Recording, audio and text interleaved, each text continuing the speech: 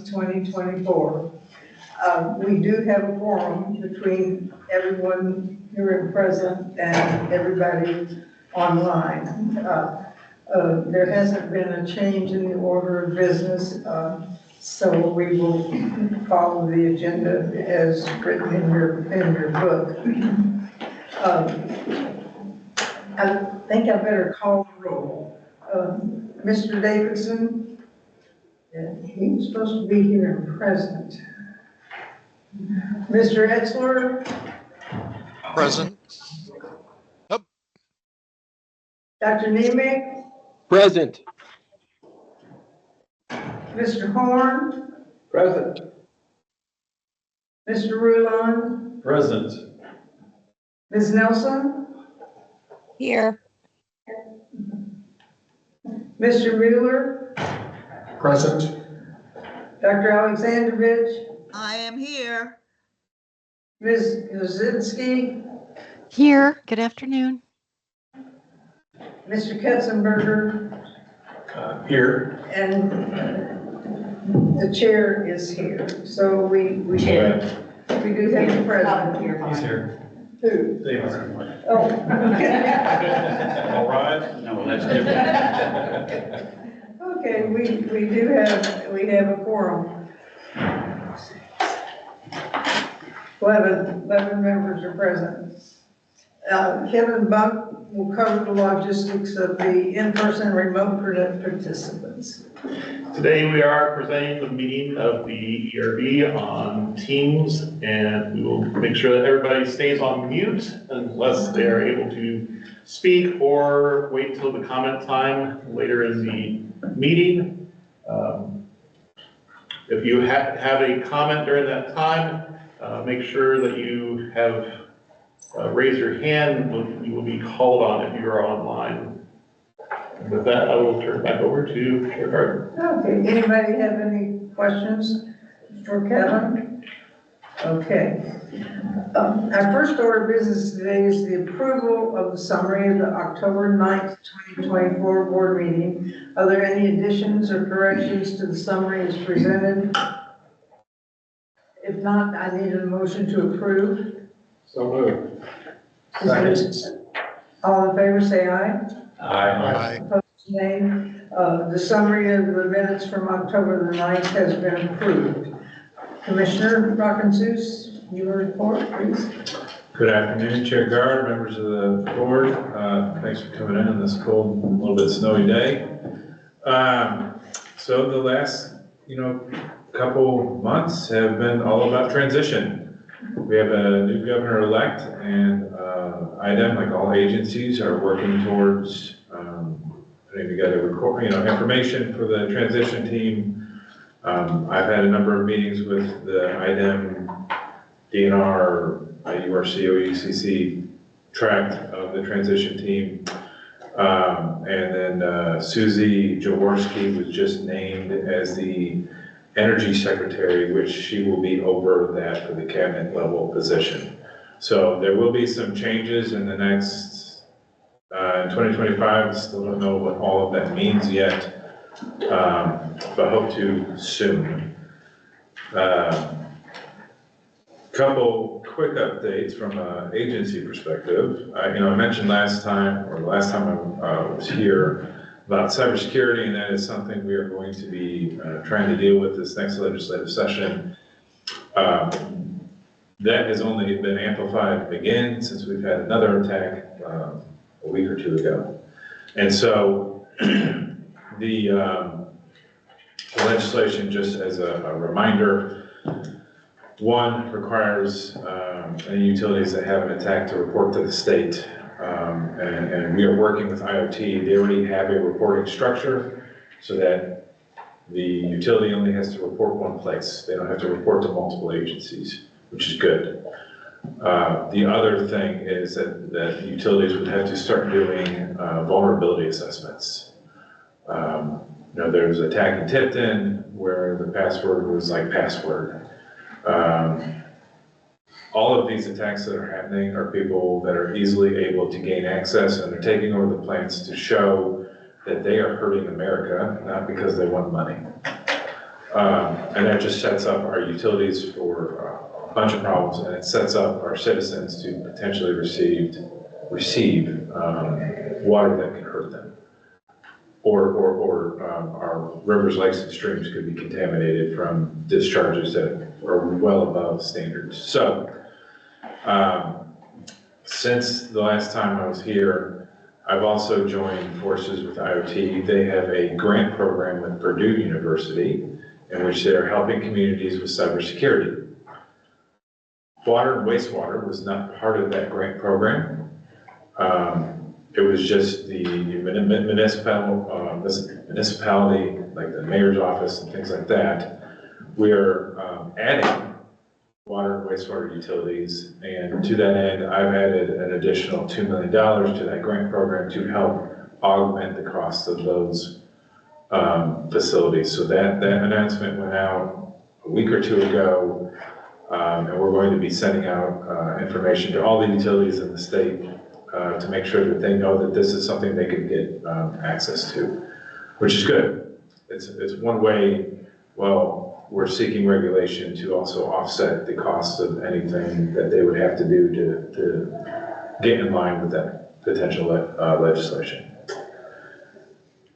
We are graduating our first class of our leadership program next week.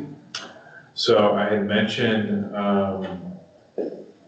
in the past that we hired a leadership and training director, and she has just done phenomenal work. Not only getting policies and procedures and guides put together for all of our new staff, but one of the things I wanted was a leadership program similar to Department of Correction, Department of Health.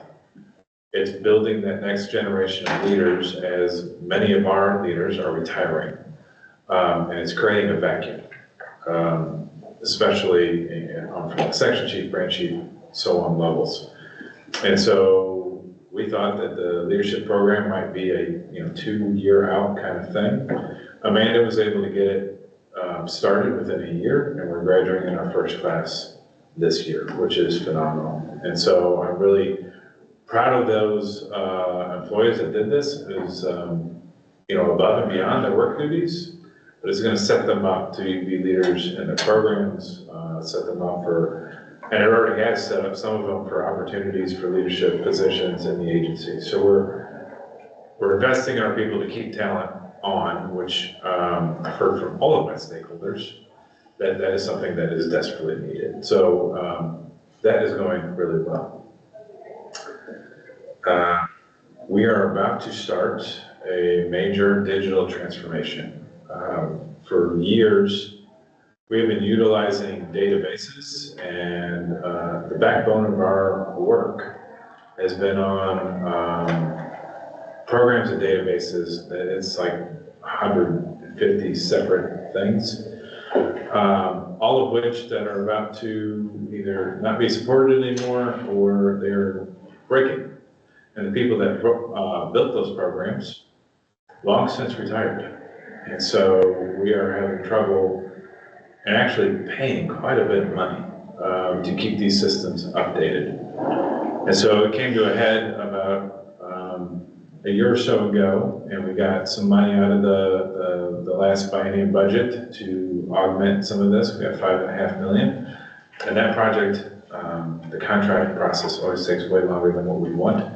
But that project is going to start here in January, and we will be seeking hopefully additional monies to keep this program going so that the majority of our work is in a single database, and where all that information is being housed and appropriately kept to move the agency forward, because we are in a position right now where there are some things we're doing that are just completely inefficient, but it's because it's the way we have to do it to get the work out the door. So that is a big topic that we are talking about, not only with the transition team, but with legislators, because we need to continue moving our agency forward in the most effective and efficient way possible. And then finally, we've been talking about this rulemaking for a long time, but I'm so glad that we're finally taking up CCR, coal combustion residual rule today. It has been a long slog.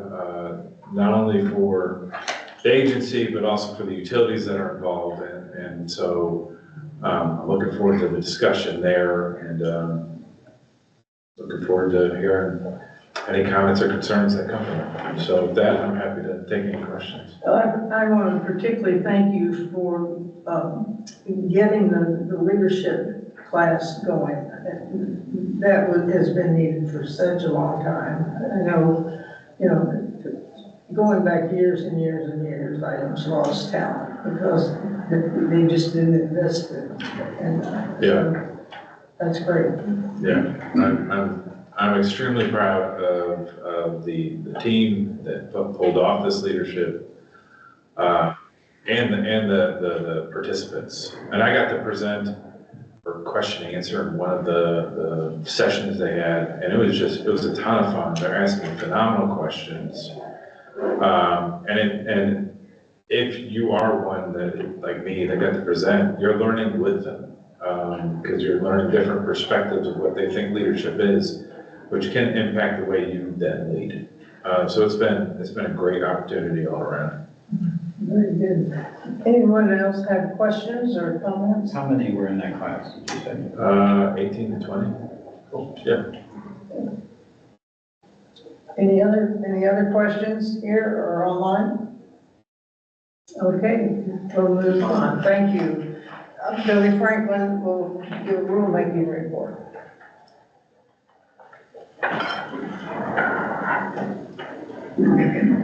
Good afternoon. My name is Billy Franklin in the Rules Development Section of the Office of Legal Counsel.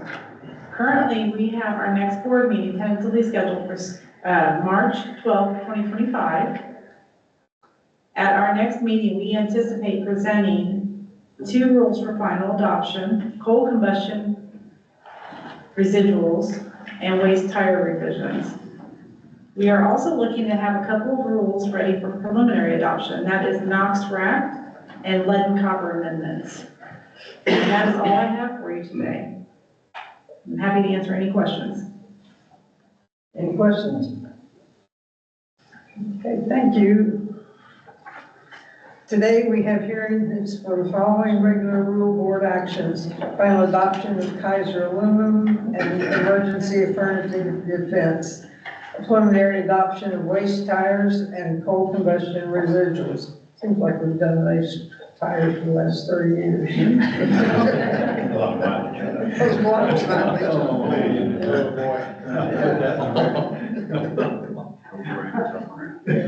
There'll be a presentation on the 2024 Water Quality Standards Review. There will also be a presentation on the air permitting report.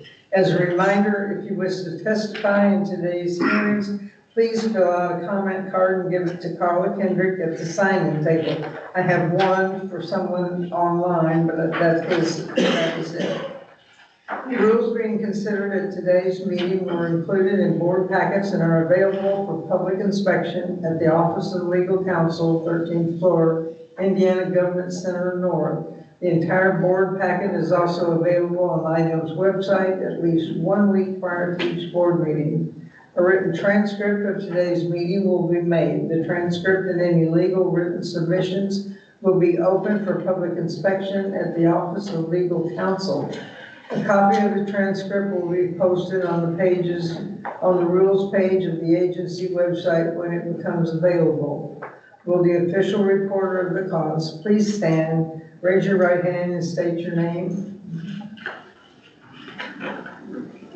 Wendy Meyer. Do you solemnly affirm that you will keep complete and true notes of all that transpires and prepare a transcript thereof and faithfully perform all duties imposed upon you as an official reporter of the state of Indiana? Yes. Thank you very much. This is a public hearing on final adoption of the Kaiser aluminum rule. This is a public hearing before the Environmental Rules Board concerning final adoption of the Kaiser aluminum rule. I will now introduce Exhibit A, the proposed rule, in the record of the hearing. Kevin Walsh will present this rule.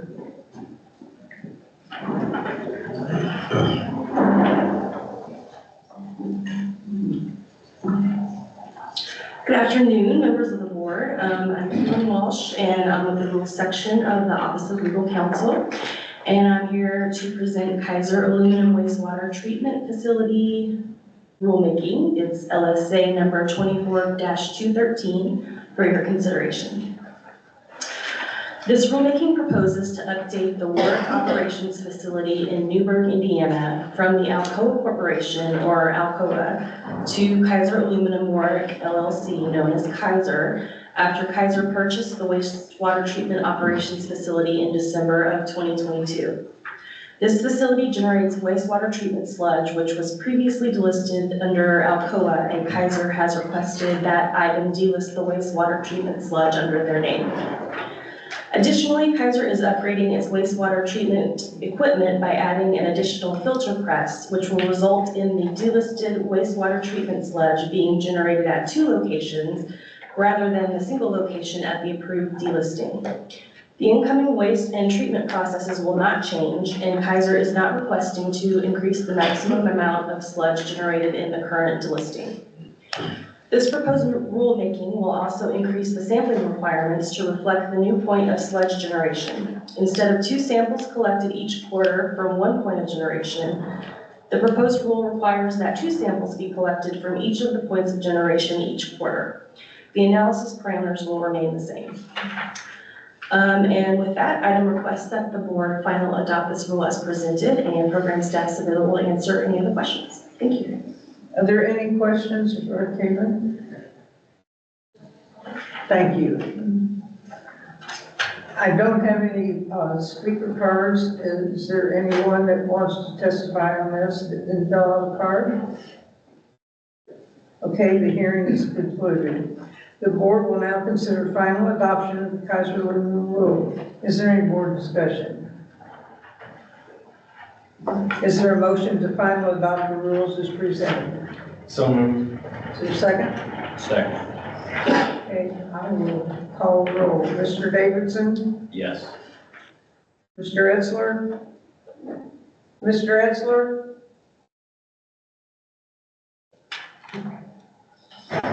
Mr. Etzler? Sorry, I was on mute. Yes. Dr. Nemec? Yes. Mr. Horn? I would abstain due to the fact that I do work for Kaiser. Mr. Rulon? Yes. Ms. Nelson? Yes. Mr. Mueller? Yes. Dr. Alexandrovich? Yes. Ms. Kozerski? Yes. Mr. Kessenberger? Yes. Chair votes aye.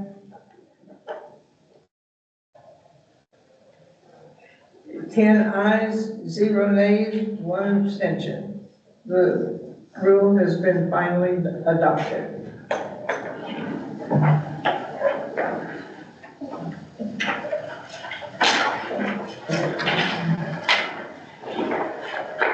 This is a public hearing before the Environmental Rules Board of the State of Indiana concerning final adoption of the Emergency Affirmative Defense Rule. I will now introduce Exhibit B, the final rule, into the record of the hearing.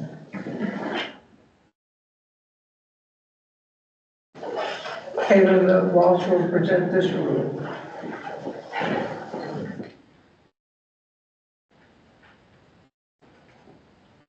Hello again, I am Keelan Walsh with the Rules section of the Office of Legal Counsel, and I am presenting the Emergency Affirmative Defense Provisions Rulemaking, LSA number 24-318 for your consideration. The Federal Emergency Affirmative Defense Provisions in 40 CFR 70.6G and 40 CFR 71.6G established an affirmative defense for sources to assert in enforcement cases brought for noncompliance with technology-based emission limitations in operating permits if the exceedances occurred due to qualifying emergency circumstances. These provisions have never been required elements of state operating permit programs and were removed from federal regulations on July 24th, 2023, because they are inconsistent with the Clean Air Act and US EPA's interpretation of the Act's enforcement structure. Consequently, US EPA requires each state with a Part 70 program to submit a program revision or request a submission extension by August 21st, 2024 to remove similar affirmative defense provisions from EPA-approved Title V programs. IDEM timely submitted a request for an extension to submit its program revision, which is now due on August 21st of 2025. Although states may not retain Title V provisions establishing an affirmative defense to non-compliance with federal requirements, US EPA is allowing states to choose whether to retain certain aspects of their existing program regulations, such as the definition of emergency, associated reporting and record-keeping requirements, and prompt reporting to support functions unrelated to an affirmative defense. This rulemaking proposes to revise rule language at 326 IAC 2-7-16 and 326 IAC 2-8-12 to remove the emergency affirmative defense provisions from Indiana's EPA-approved Title V program, consistent with US EPA's removal of these provisions in 40 CFR 70.6G and 40 CFR 71.6G. The proposed amendments will also remove the emergency provisions from its FESOP program, which is also federally approved and is part of Indiana's state implementation plan. Repealing these sections renders other rule language obsolete, including the definitions of emergency, health-based emission limit, and technology-based emission limit at 326 IAC 2-7-1, and the requirement to specify permit conditions to which the emergency provisions apply at 326 IAC 2-7-5. Accordingly, this rulemaking proposes to remove these provisions and clarifies that proper reporting under 326 IAC 1-6-2 satisfies the Title V deviation report requirement. Additionally, this rule amends the malfunction rule at 326 IAC 1-6-1 to ensure regulatory continuity with the reporting and record-keeping requirements being removed by the repeal of the emergency provisions. The proposed amendments revert to the applicability and notification requirements that were in place prior to the promulgation of the Title V and FESOP emergency provisions. Prior to the creation of Indiana's Title V and FESOP programs, 326 IAC 1-6 applied to all permitted sources. The malfunction rule also once contained affirmative defense provisions, but they were required to be removed from 326 IAC 1-16 in 2016, or I'm sorry, 1-6 in 2016.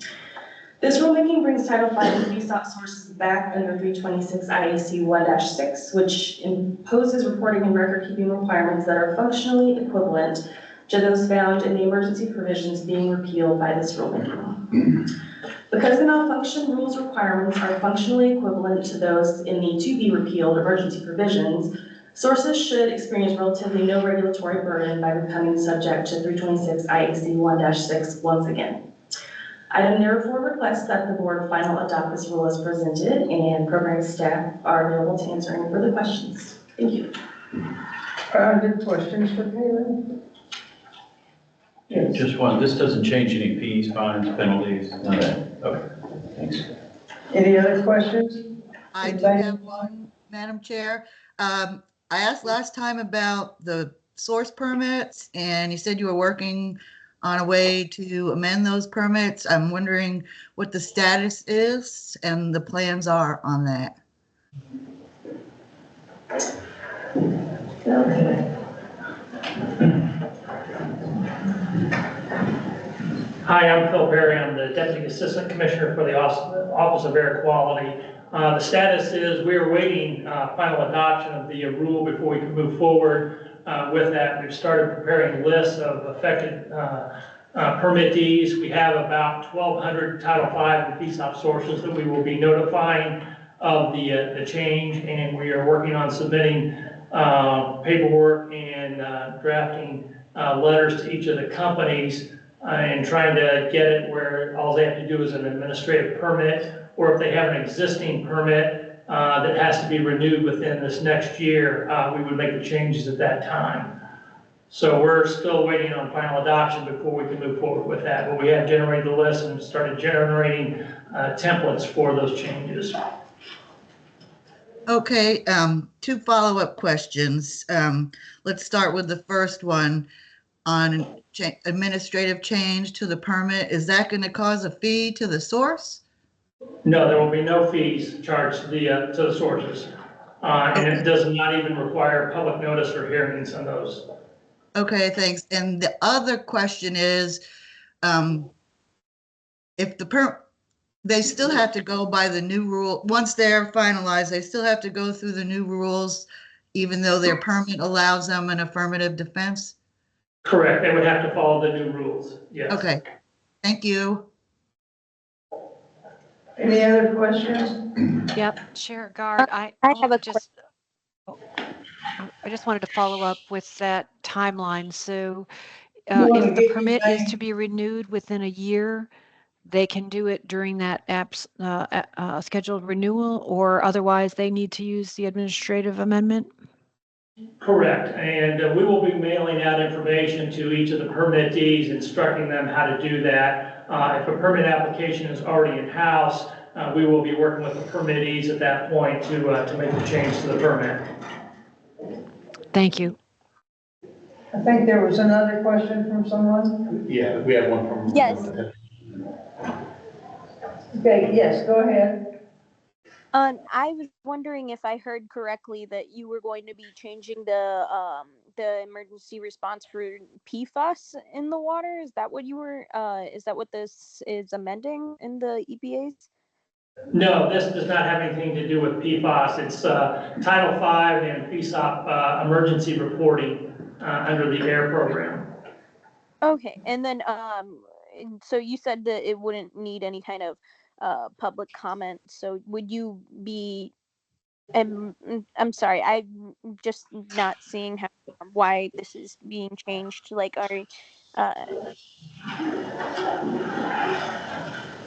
Grace, this is Brian, the Commissioner of IDEM. So EPA passed a rule eliminating affirmative defense. It's a defense that any permit holder could use if unforeseen circumstances impacted the ability to meet the criteria of the permit. Since they got rid of that provision, we have to get rid of the provision because we're a delegated program. When we have to do things like that, it is no fault of the permittee that we have to change their permit. And so these are just, what Phil was describing was an administrative action that we are going to take on behalf of the permittees. And it doesn't change anything about the permit. It just changes the way they have to report whether or not they have an extenuating circumstance. okay, thank you. Any other questions?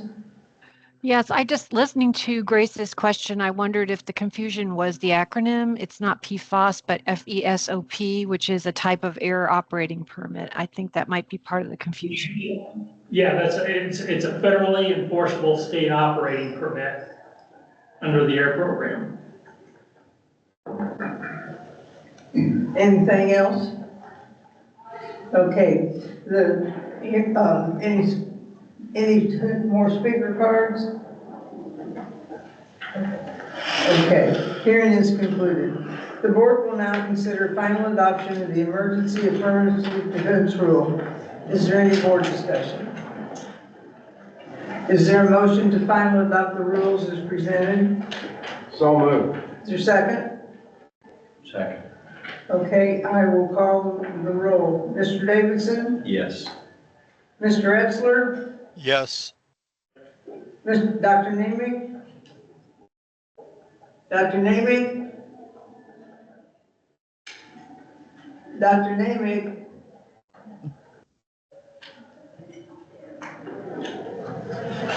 We'll come back to him.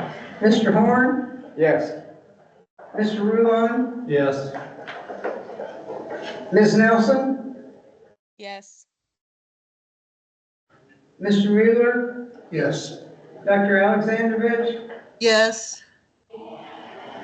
Ms. Kozierski? Yes. Mr. Ketzenberger? Yes. Chair votes aye. Dr. Nemec? Are you there? He's still connected. Yeah. Guess he's not. Okay.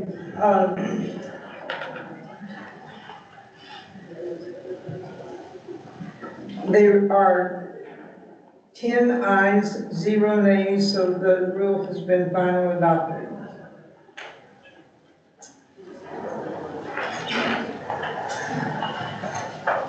Okay. This is the public hearing before the Environmental Rules Board of the State of Indiana concerning preliminary adoption of the waste tire financial assurance rule. I will now introduce Exhibit C, the proposed rule, into the record of the hearing. Is there someone to present this rule? I think it's Dan Watts. Yes.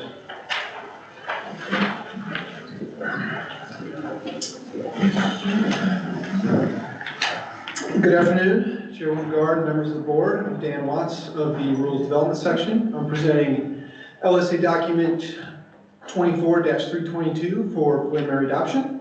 Item is proposing updates to the waste tire management rules to be consistent with some recent statutory changes for waste tire definitions and financial assurance for waste tire facilities.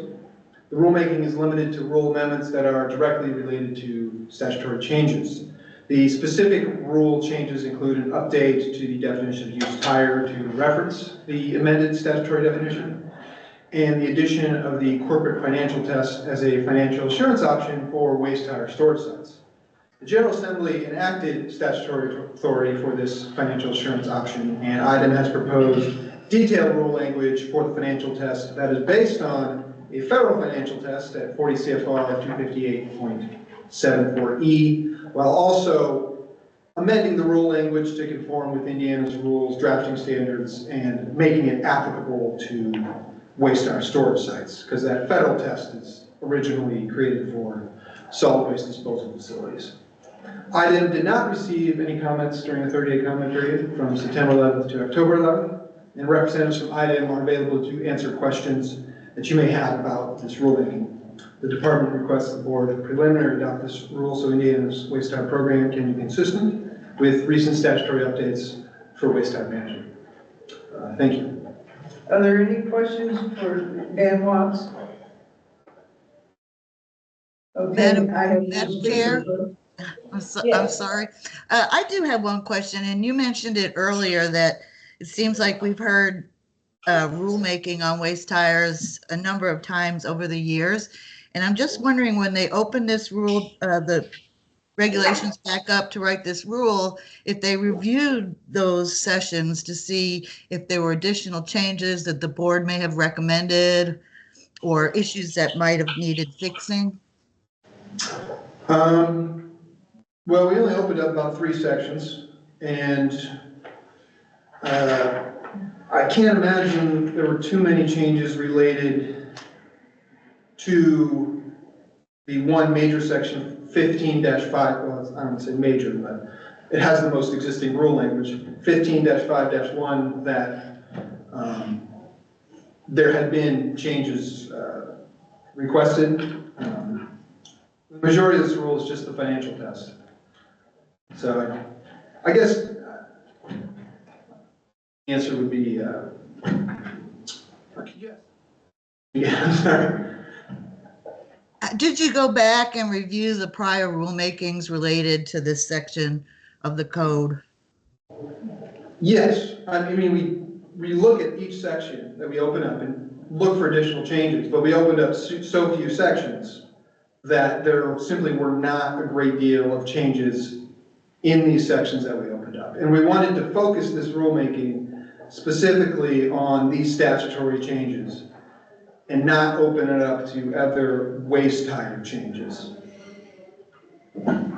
Okay, thank you. Any other questions? If not, this hearing is concluded. The board will now consider preliminary adoption of the waste tire financial assurance rule. Is there any board discussion? Is there a motion to preliminarily adopt the rules as presented? So moved. Is there a second? Second. Okay, we'll call the roll. Mr. Davidson? Yes. Mr. Esler? Yes. Dr. Nemi? Yes. Mr. Horn? Yes. Ms. Nelson? Yes. Mr. Rulon? Yes. Mr. Mueller, Yes. Dr. Alexandrovich, Yes. Ms. Kozierski, Ms. Kozierski, Yes. Mr. Ketzenberger, Yes. the chair votes aye. There are 11 ayes, 0 nays. The rule has been preliminarily adopted. This is a public hearing before the Environmental Rules Board of the State of Indiana concerning preliminary adoption of the coal combustion residual rule. I will now introduce Exhibit D, the proposed rule, into the record of the hearing. Kevin Walsh will present the rule.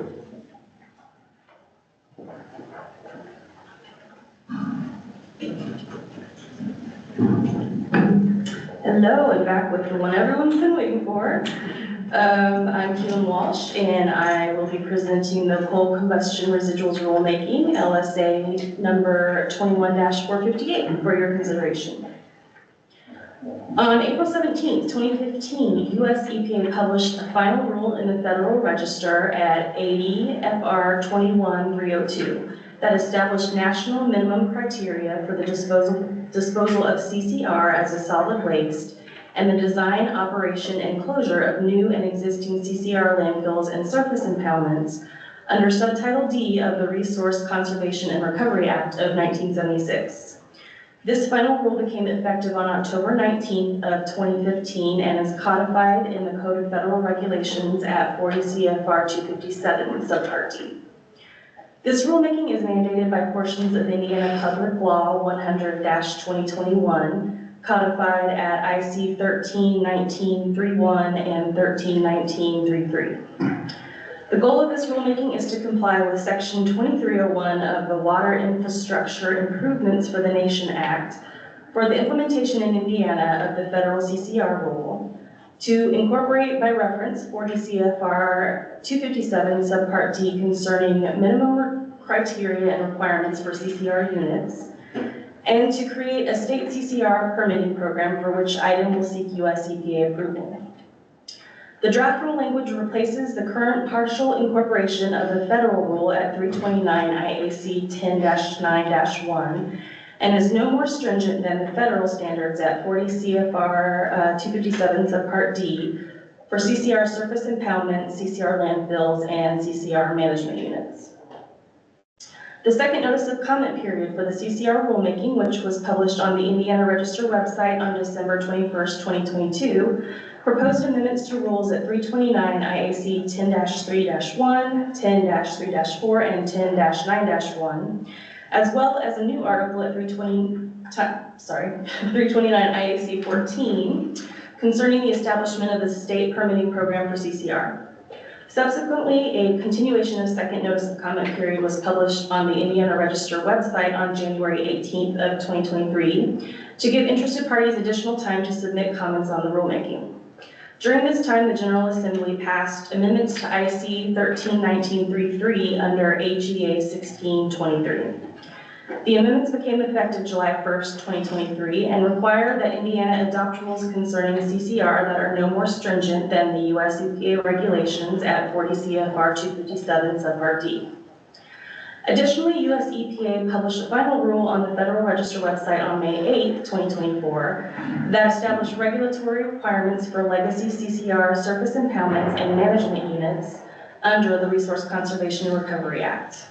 US EPA also plans to publish a subsequent final rule to correct several technical errors in the May 8, 2024 final rule, but these corrections will not become effective until 90 days after they're published in the Federal Register, and there's no estimated time frame for that publication of the corrections as of yet. So in response to the recent passage of HEA 1623, the comments received during the first and second continuations of the second notice of comment period, and publication of the May 8th, 2024 federal rule establishing regulatory requirements for legacy impoundments and management units, IDEM is proposing to revise the new article added at 329 IAC 14 of the draft rule to incorporate by reference the July 1st, 2024 version of the CFR as amended by 89 FR 39099 through 89 FR 39122, and to ensure that the state rule is no more stringent than existing federal requirements and also does not impose a restriction or requirement that is not imposed by the federal rule except for new permitting standards. Accordingly, item is also updating amendments at 329 IAC 10-3-1 and 10-9-1, removing amendments at 329 IAC 10-3-4, and repealing rule language at 329 IAC 10-9-1B and 10-9-1C. Item will also update the incorporation by reference of 40 CFR 257 subpart D to the July 1st, 2025 version of the CFR before this rule is promulgated, or through a separate rulemaking to include the upcoming federal rule corrections. And with all of that being said, item requests that the board preliminarily adopt this rule as presented, and program staff are available to answer any further questions. Thank you. Does the board have any questions? Guess what? I do again. This is It's all right. Joanne Alexandrovich. Can I go ahead? Yes, go ahead. I have actually two questions and then just a comment on some wording and formatting. The first question concerns under the very beginning, under the digest, about the rule being effective on final approval by the EPA. And so I'm wondering what that final approval entails. Is there a Federal Register proposal and final, or is it a direct final, or is it just a nod from the EPA? So how does it become approved? Yeah, my understanding is that they are working on their own permitting program, and ours cannot be approved by them until that is submitted, and I assume that would be a final rule approval, but I know that that's still in the works and is a little bit of a way out, and I don't know, Lori, if you might have any other information with that. Item will need to submit an application once our rules are final to the EPA for them to review to make sure that they are consistent with the federal rule. And it will go through an application process and a review period by the EPA before the EPA authorizes us to implement this rule. Similarly to how we are authorized to implement the RCRA hazardous waste regulations. So that's not by a Federal Register notice, or it's? The federal rule allows states to become authorized states, and that is through an application process to the EPA. And we cannot begin the application process until we have a final rule adopted by the state. Okay, thank you.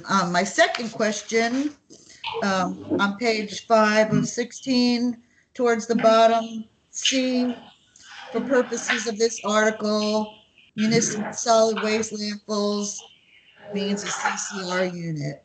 So I'm wondering why that's there. Do most municipal solid waste landfills accept CCR? Is that why that's in there?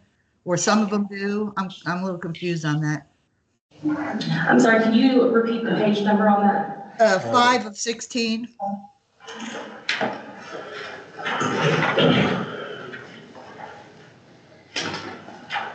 For the purposes of this article, and you reference, oh no. Yeah, Yeah, is that it? Okay. yeah, see.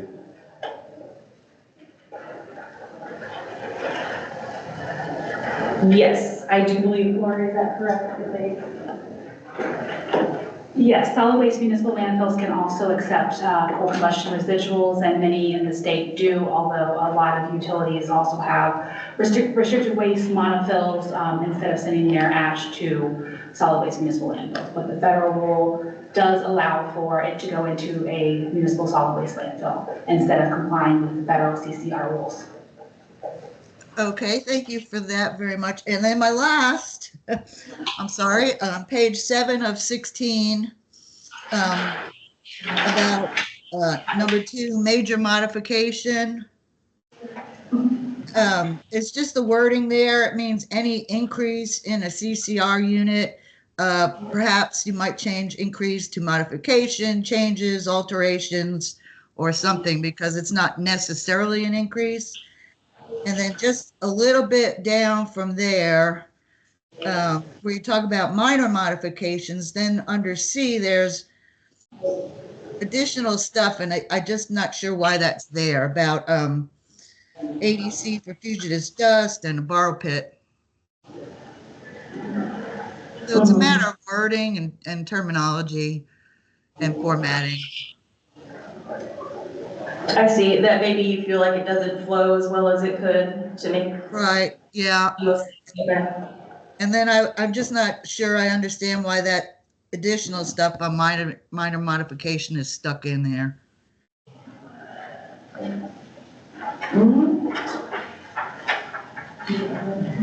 You guys can think about it. I just wanted to bring that up. It just didn't seem right, so.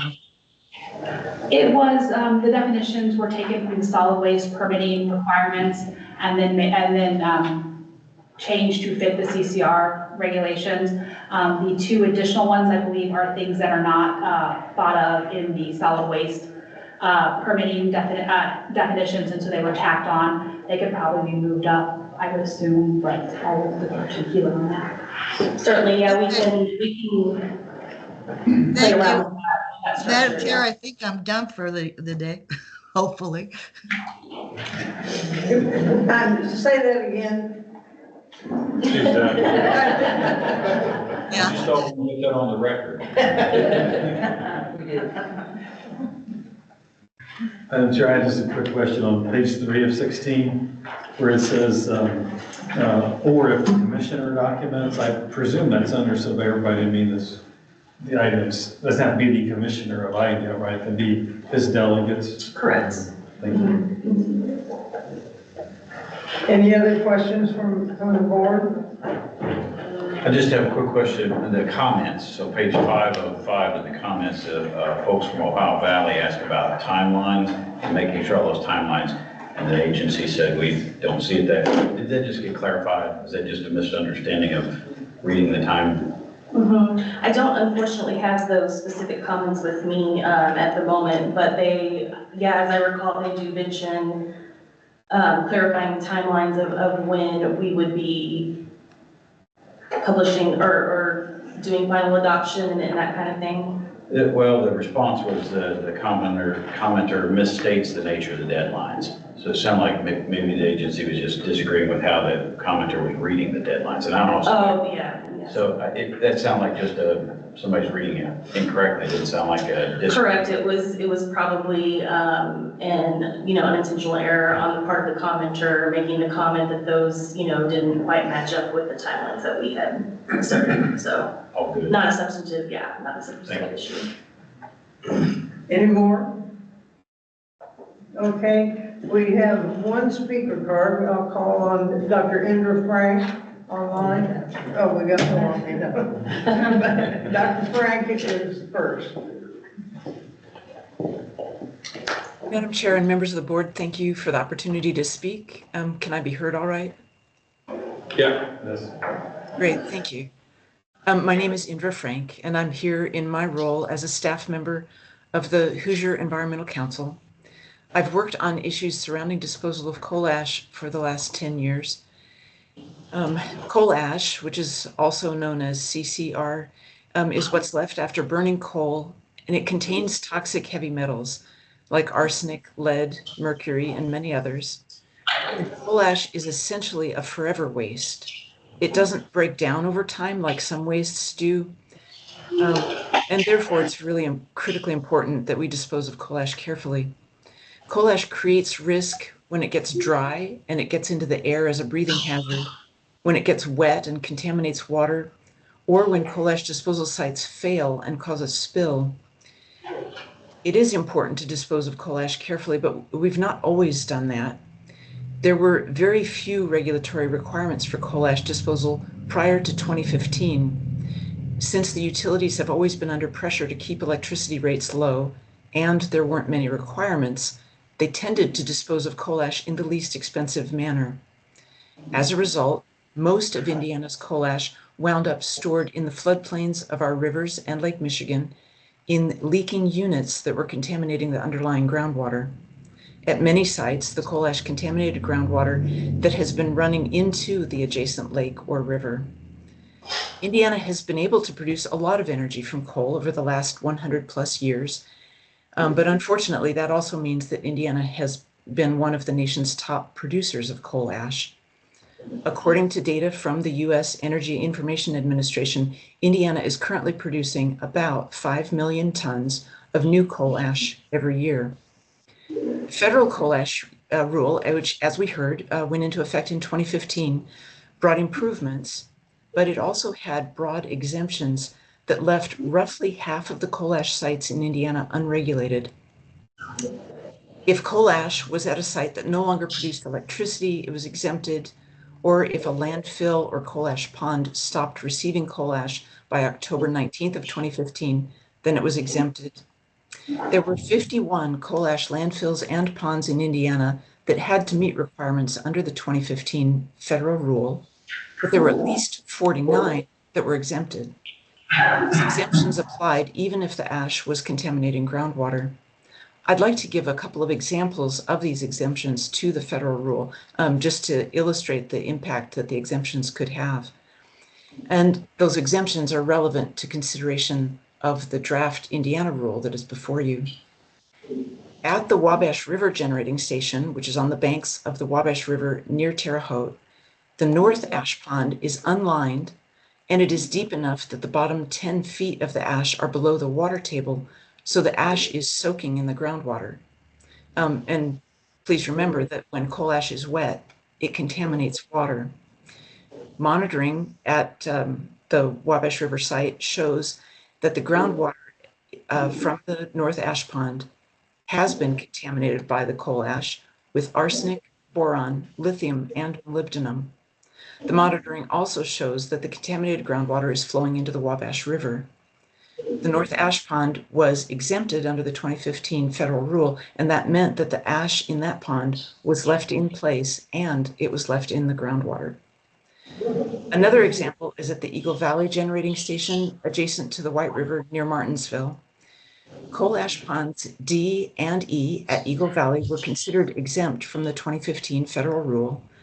Both of these ash ponds are unlined, and the edges of these ponds lie just 400 feet from the White River. At a portion of Pond D, the coal ash has been documented to lie up to 9 feet below the seasonal high groundwater level, but the contact between ash and the groundwater has not been fully evaluated in Pond D, and it has not been evaluated at all in the adjacent Pond E. These ponds are unlined, and it's important to know where the coal ash is in contact with groundwater because, as I've mentioned, where there's contact with water, the coal ash contaminates the water. Also, it has been documented that the groundwater under the coal ash at Eagle Valley is going into the White River. So both the groundwater and the river are at risk at this site. Because the Eagle Valley unlined ponds D and E were exempted under the 2015 federal rule, their contact with groundwater has not been fully evaluated, and there is still not a plan for the final disposal of their ash. In 2018, the DC Court of Appeals overturned the exemptions in the federal coal ash rule in recognition of the fact that coal ash is coal ash, regardless of the date it was placed or the date that electricity was generated. The court recognized that the previous exemptions on coal ash were exemptions that exempted coal ash that could be just as much of a threat to human health and the environment. The court remanded the rule back to EPA for revision, and in May of this year, as Ms. Walsh mentioned, the EPA finalized the required update to the federal rule. The revised rule closes most of the exemptions that were in the 2015 rule, so that now most coal ash sites will need to have adequate disposal practices that protect human health and the environment. That brings us to the draft Indiana coal ash rule that is on your agenda today. The draft rule incorporates the federal rule as of July 1st, 2024 by reference, which means that Indiana's draft rule has all the requirements that are in the most recent update of the federal rule. I would like to most sincerely commend IDEM for incorporating the most recent update to the federal rule. Because of this, the previously exempted sites will need to have adequate disposal practices, and Indiana will have much better protection of its water resources. Also, by incorporating the most recent federal rule, IDEM has made it much more likely that EPA will approve the Indiana rule.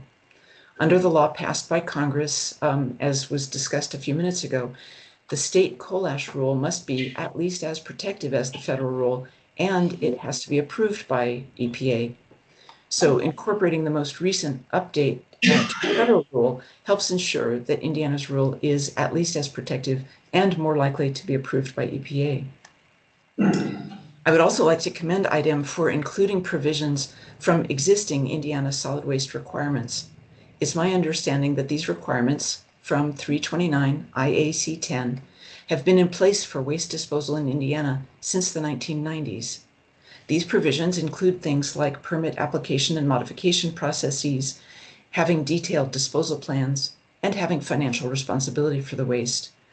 The state's coal ash landfills have been following requirements in 329 IAC 10 for years, and the coal ash impoundments have been following these state requirements for closure, so the inclusion of provisions from 329 IAC 10 makes sense in Indiana's permitting rule.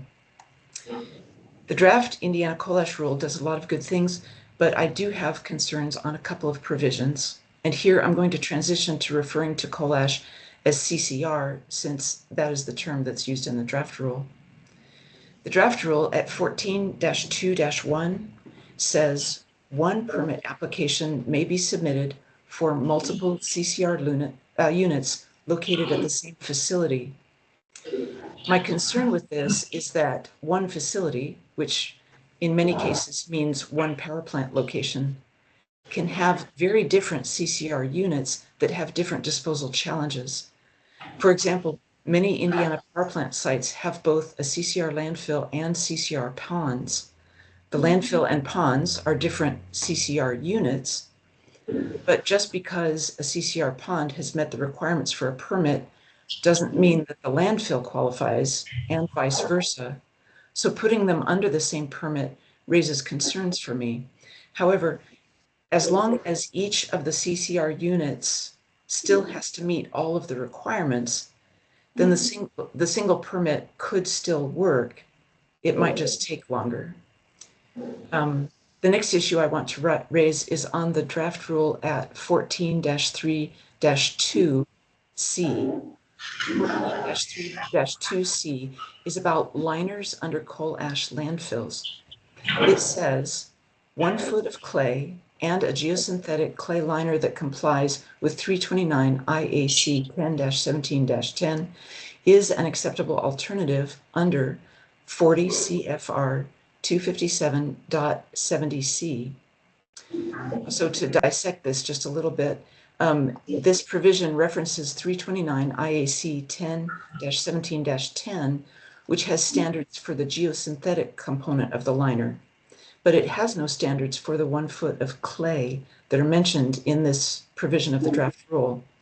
In contrast, this provision cites the federal rule at 40 CFR 257.70C, and that federal provision stipulates in detail which alternative composite liners suffice, including requirements for their hydraulic conductivity. By having a hydraulic conductivity requirement, the federal rule stipulates essentially just how leak-proof the liner has to be, but that provision about hydraulic conductivity and being leak-proof is not present in the draft Indiana rule at 13-3-2-C. And so that's my concern with that provision. It doesn't stipulate hydraulic conductivity. I consulted with a geologist who has many years of experience with coal ash disposal, and he said that the alternative liner that's suggested in this provision of the Indiana draft rule with 1 foot of clay and a geosynthetic liner might be sufficient even without the hydraulic conductivity requirement if that liner is at least 5 feet above the local water table year-round. So if that were the case, if the liner is at least 5 feet above the local water table and it's above at least 5 feet above it year-round, then 1 foot of clay and the geosynthetic liner could be sufficient. However, even if this is the case, this provision, I think, potentially leaves the Indiana rule less protective than the federal rule and could interfere with EPA's approval. I want to raise another point about liners under coal ash. Many coal ash ponds in Indiana are deep enough to have ash below the water table for some or all of the year. If ash disposal continues to be allowed at these depths, the draft rule should include requirements for liners under the ash that will resist uplift from the water below the ash. So going on to another point, in the draft Indiana rule at 14-3-5C3, the rule adds to a federal provision at 257.102F. 257.102 is about closure of CCR units, and it refers both to closure by removal and closure in place. The provision in the draft Indiana rule says that the owner or operator must meet the performance standards and submit a clean closure certification report described under 40 CFR 257.102C. This requirement to add a clean closure certification report sounds like it would apply just to removal or closure by removal. So my concern is that in the federal rule, this section is about closure activities for both closure by removal and closure in place. So inclusion of this clean closure certification report might not make sense for a unit that is closing in place. I wanted to also mention something I noted in the draft rule that might be a typographical error. At 329 IAC 14-1-3, or excuse me, 14-1-4, A3, it's in the definition section. It includes a citation for the federal rule at 40 CFR 257.02. I have not been able to find 257.02, and I wonder if it was supposed to be 257.2 instead of 257.02. So just wanted to raise that as it looks like it might be a typo. Finally, I'd like to make a request. The version of the Indiana coal ash rule that is before the board today is significantly different from the version that was released back in the summer. The version released back in the summer had a 30-day public comment period, and IDEM has worked hard responding to those comments. Because of the rulemaking process, the current version you're seeing today does not have a public comment period, even though it has significant differences. There are some individuals who have not been able to attend today's hearing, but who would like to provide input on this version of the rule. And so I'd like to request that IDEM take into consideration any written comments submitted by December 20th, even though there isn't a formal public comment period. Though I have the concerns I've described for you above, in particular about the provisions on alternative liners and single permits, overall, I believe that the draft Indiana coal ash rule, if enforced as written, will provide improved coal ash disposal and beneficial protection for Indiana's communities and water resources. Thank you again for the opportunity to speak. Thank you, Dr. Frank. Does the board have any questions for Dr. Frank? Okay, we will move on. And I am going to make a request. We have quite a few people that have signed up to speak.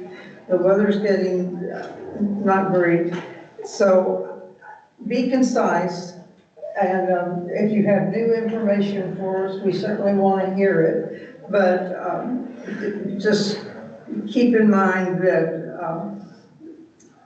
we are under time constraints, so please be concise in your testimony.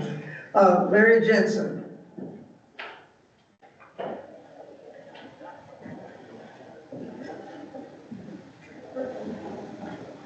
Yes, my name is Larry Jensen.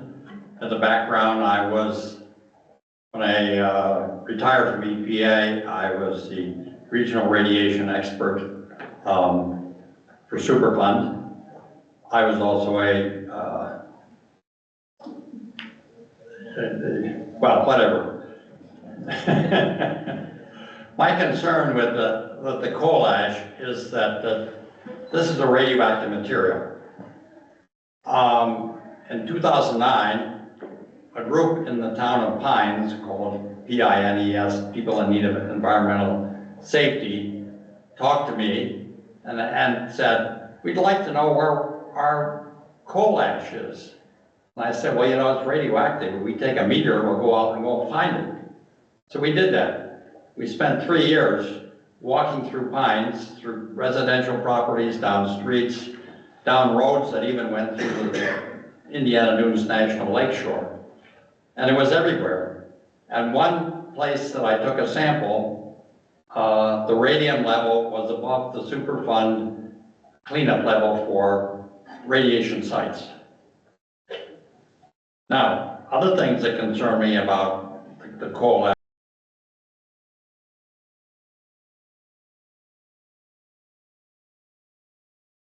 The emissions of the stacks from the coal plant end up in the prison amongst the prisoners. And I think that's a tragic situation. The other thing, there seems to be an attempt to recycle coal ash into building blocks. Well, since the coal ash has radium in it, then the building blocks will produce radon, and if used in homes, then you end up with a tremendous radon addition to the home. And radon is viewed very strongly by EPA as a very high level air pollutant. So I think recycling the coal ash into blocks is not good. Another way that it's used is as an abrasive agent for like cleaning up old buildings. So the bottom ash is used because it's hard and gritty and sandblasted onto the bricks to clean it. When you're done, then you have all of this bottom ash with the radium in it laying all over the ground.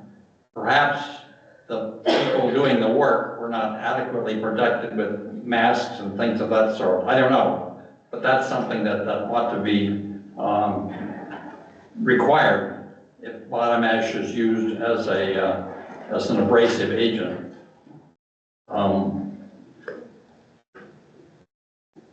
Those are the things that I would like to say. Oh, what about Pines?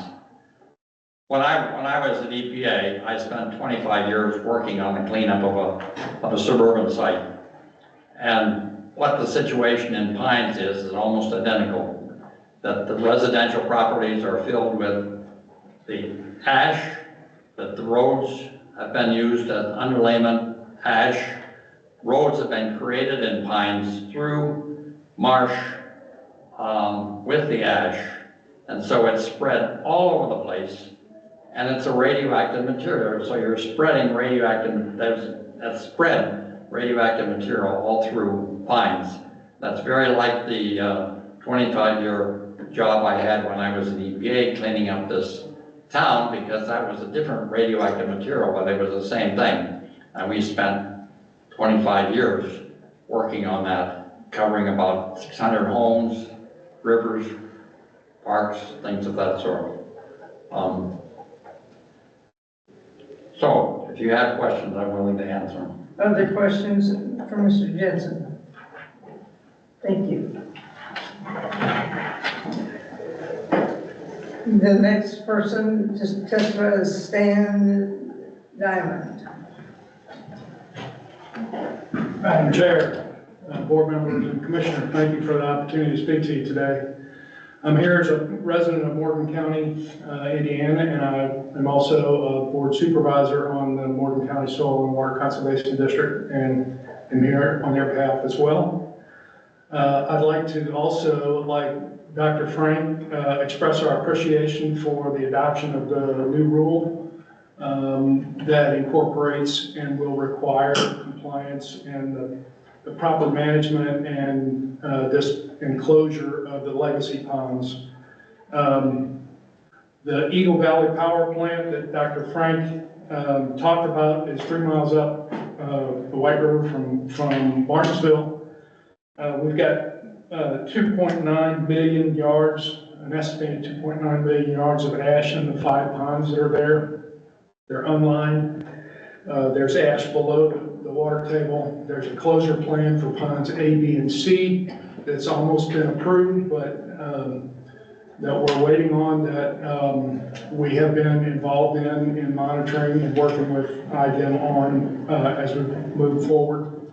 And again, we're very happy to hear that we're at some point here soon, hopefully, going to get the owner-operator to also include the closure of ponds D and E on that same site. What we do need and what we would like to request IDEM's full support on, and both the drinking water or the Office of Water Quality, working with the Office of Land Quality, to close a loophole that is currently being used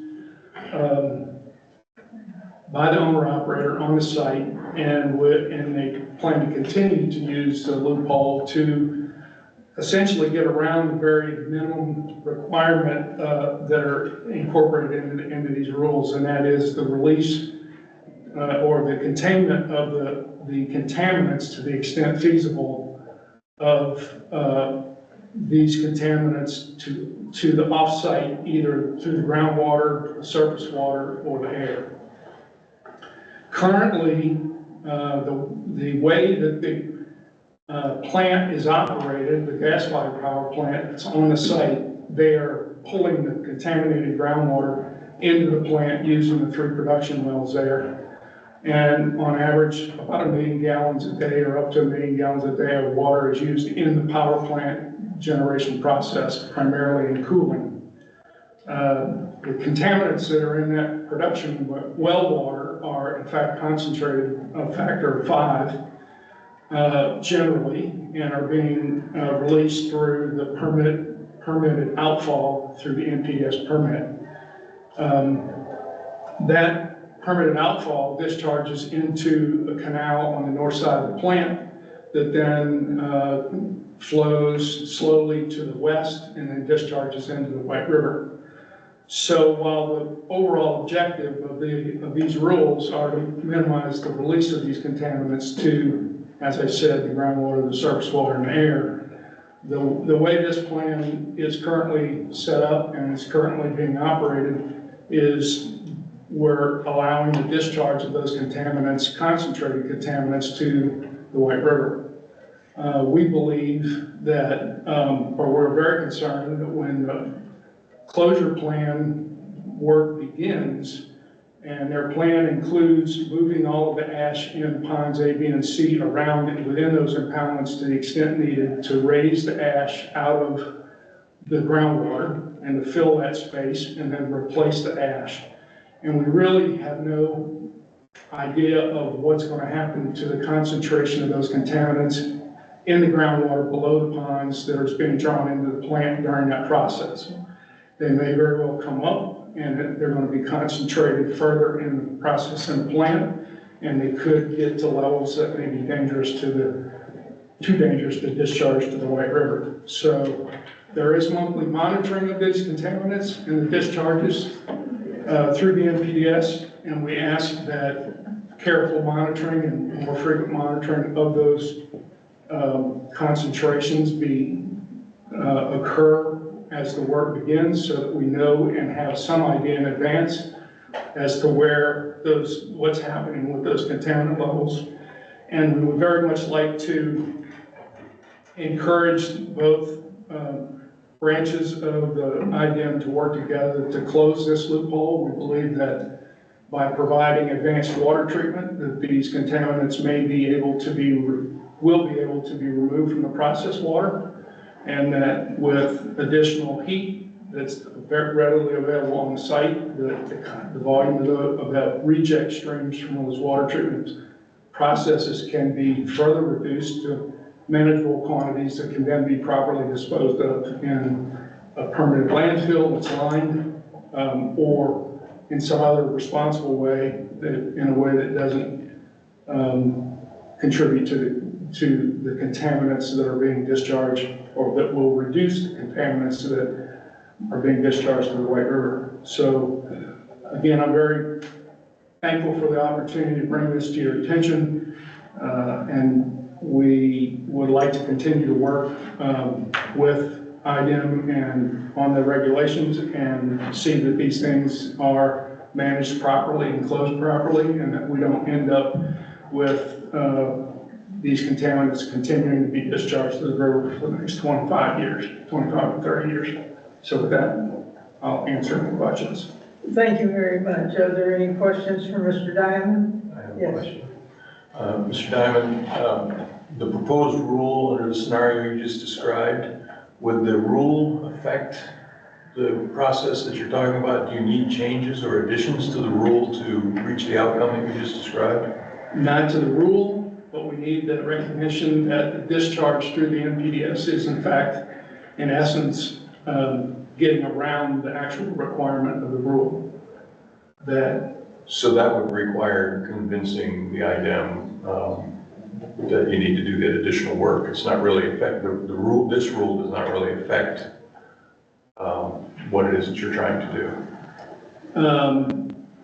What we would like to do is to ensure that the rule, compliance with the rule is in fact going to occur, that we're not allowing the discharge from the power plant to continue to release these contaminants, while the overall objective of the closure plan and the management of these wastes is to minimize that discharge to the extent feasible. So it is a loophole, and we personally, we are struggling to understand how the plan can be approvable and approved, given the fact that they're getting around the requirement of the rule to minimize the release. It's very challenging. Well, IDEM's assured me they'll comply with the rule once it's officially adopted and approved by EPA. Excuse me? I said IDEM has assured me they will comply with the rule once it's adopted and approved by EPA. And we are very grateful for that. Any other questions? Anybody else? Okay, thank you very much. Jessica Reese.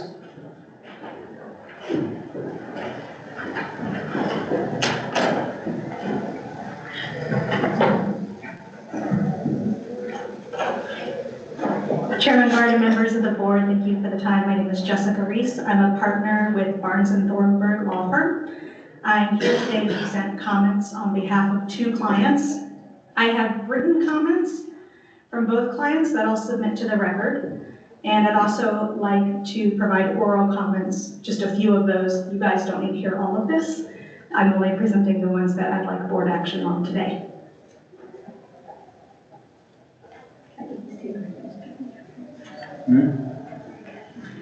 I'm presenting my first comment on behalf of two clients. This is on behalf of Hoosier Energy Rural Electric Cooperative, Inc. and Indiana Kentucky Electric Corporation, or IKEC. The first comment relates to IDEM's authority with respect to this rulemaking. As you know, the Indiana General Assembly amended Indiana Code 1319.33 in 2023 and provided some very specific guidelines for IDEM's state CCR permit program.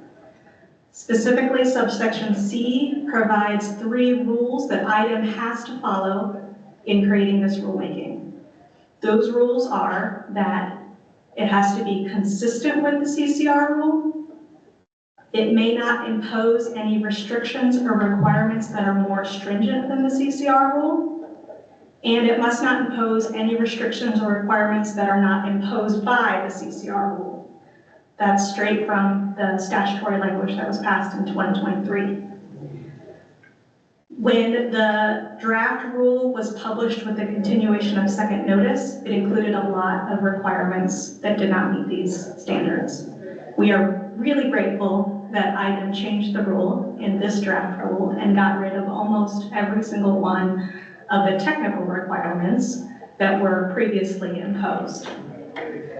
Unfortunately, there are still 3 small requirements that are in the draft rule for preliminary adoption today that exceed the requirements of Indiana Code 1319.33C. One of those is on page 15 of the draft rule, about a third of the way down the page. It's 329 IAC 1435 F8B.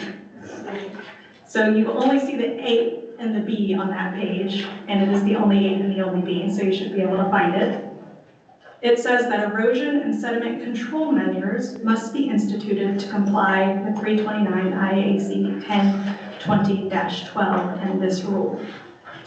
Erosion and sediment control requirements are not imposed by the federal CCR rule, and they are not permitting requirements. Some of those measures include such things as emergency spillways must be able to discharge a 25-year, 24-hour precipitation event. That's not a permitting requirement, that's a technical requirement. Sediment must be removed from the sedimentation basins when the volume accumulates to 50%. Again, a technical requirement, not a permitting requirement. These are clearly technical requirements, and as such, and they are not imposed by the federal CCR rule, and as a result, they exceed IDEM's statutory authority based on the 2023 amendment. The next is on... Excuse me a second. Yeah. I think that most of us would think that they make an awful lot of common sense. I didn't think that we had to write rules that didn't have common sense included in them. I mean, if you're going to fill up a retention pond with mud and not clean it out, you're guaranteed to put the sediment in the river when it rains. I mean, and I understand you guys wrote the law, so I get you want your law enforced, but it seems to me like pretty much common sense that you should maintain sediment and erosion control around retention ponds. I'm pretty sure my CAFO has to. Just pointing that out to you. I don't understand how this is a terrible restriction on a power plant to maintain the sediment control basins, whether it's technical or in the statute. Your point is well received, and unfortunately the question should not be directed to me but toward the legislature. The legislature wrote a statute that said that the state CCR permit program may not impose requirements beyond those in the federal CCR rule. And this, as you pointed out, is a requirement on how a CCR surface impoundment is managed, not a requirement on how it's permitted. And as a result, it exceeds the statutory authority of the rulemaking. The next provision is on page 16. It's 329 IAC 1441. The draft rule imposes financial assurance requirements on CCR units.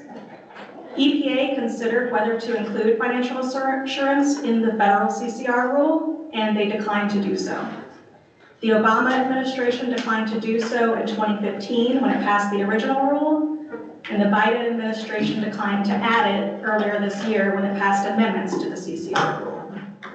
In fact, the preamble to the 2015 CCR rule stated, quote, EPA recognizes that some states have adopted requirements that go beyond the minimum federal requirements.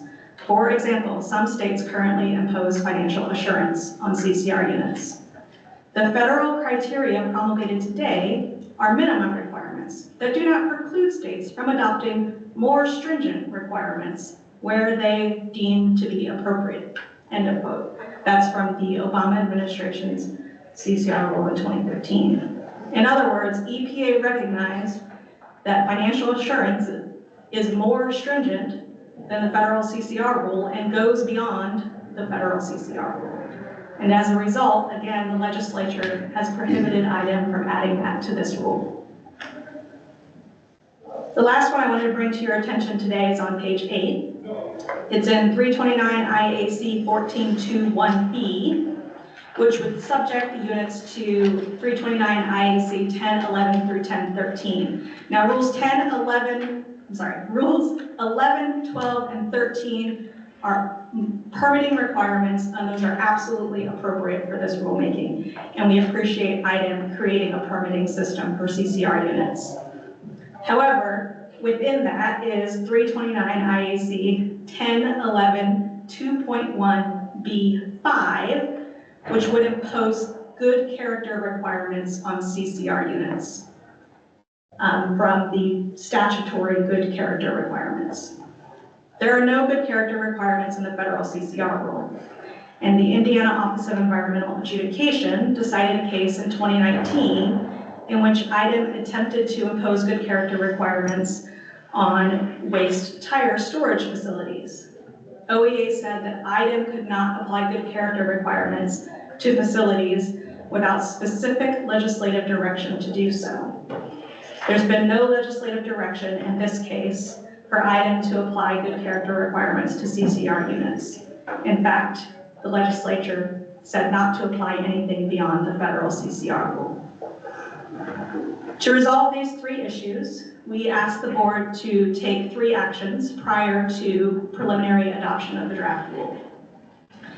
We asked the board to strike 329 IAC 1435 F8B, which would get rid of the erosion and sediment control requirements. We asked the board to strike 329 IAC 1441, which would impose financial assurance on the CCR units. And to resolve the good character issue, if you go back to page 8, there is a section 329 IAC 1421D, which says these requirements within Article 10 do not apply to CCR units. So we would propose to add a new subdivision, number 5 there, that says the requirements related to good character information in 329 IAC 10. I'll pause there for any questions on this topic before moving on to my additional comments. The only one question I have, are you the new John Kyle? Oh, that is, if that were the case, that would be the best compliment I've ever received in my whole life. He was good, and he did a nice job. But I'm concerned with the request, because I think that what you're asking us to remove it could create some problems and put people at risk in the future. And I know when, in the years that I chaired the Environmental Committee for the Senate, we imposed financial assurance on various operations that were had the potential to put the public at risk. So I'm concerned about those 3 items that you mentioned. Anybody else want to make a comment, ask a question? The next comment that I'm submitting today is on behalf of Hoosier Energy only, not on behalf of IHEC. Page 8 of the draft rule, 329 IAC 1421A, it says that the owner, operator, or permittee that has not received a closure certification approval from the commissioner and, if applicable, post-closure certification is required to obtain a permit under this article. That's fine and that makes sense. However, there's a lot of facilities that don't receive approval, as it says in the current rule text, because under state solid waste rules for all types of solid waste facilities, the certifications are, quote, deemed adequate, end quote, if IDEM does not respond within 90 or 150 days, the length of time depending on the type of facility. The rules that I'm referring to are all included in a table in our written comments.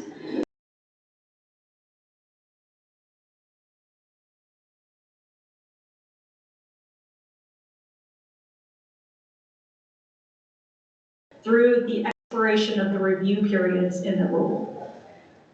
To facilitate this, we would ask the board to add a sentence at the end of 329 IAC 1421A that states expiration of the time for the commissioner to respond to the closure certification or post-closure certification is considered approval.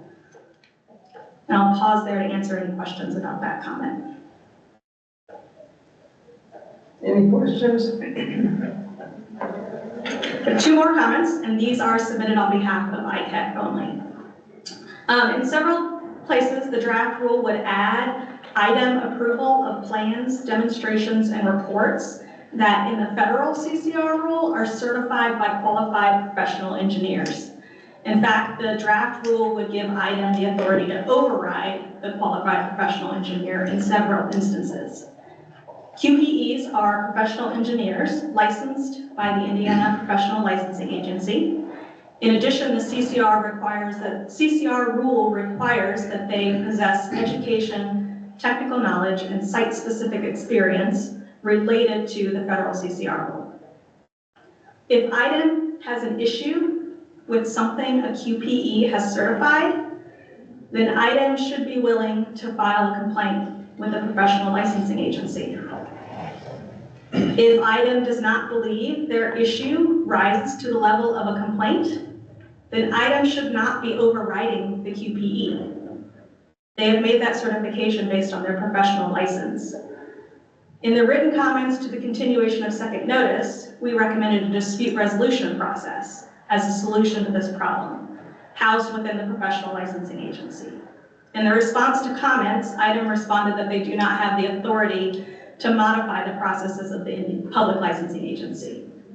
We continue to believe that a dispute resolution process is the correct solution, but if item cannot make that happen, item should not have the authority to override a QPE's certification, unless item is willing to also bring the issue up with the professional licensing agency. My final comment is on page 2, this is for ITEC only, at 329 IAC 10319, which would become subdivision 10 and would be amended to apply to, quote, non-CCR surface impoundments. This is problematic for 3 reasons. One, it's not clear what a non-CCR surface impoundment even is. This term is not defined in the state statute, it's not defined in the state rules, it's not defined in the federal CCR rule. If item is going to apply requirements to these facilities, item should define what they are. 2, the draft rule exceeds the stated purpose of the first notice. Nothing in the first notice indicated that this rulemaking was intended to add to or change the requirements for non-CCR surface impoundments, whatever those units are.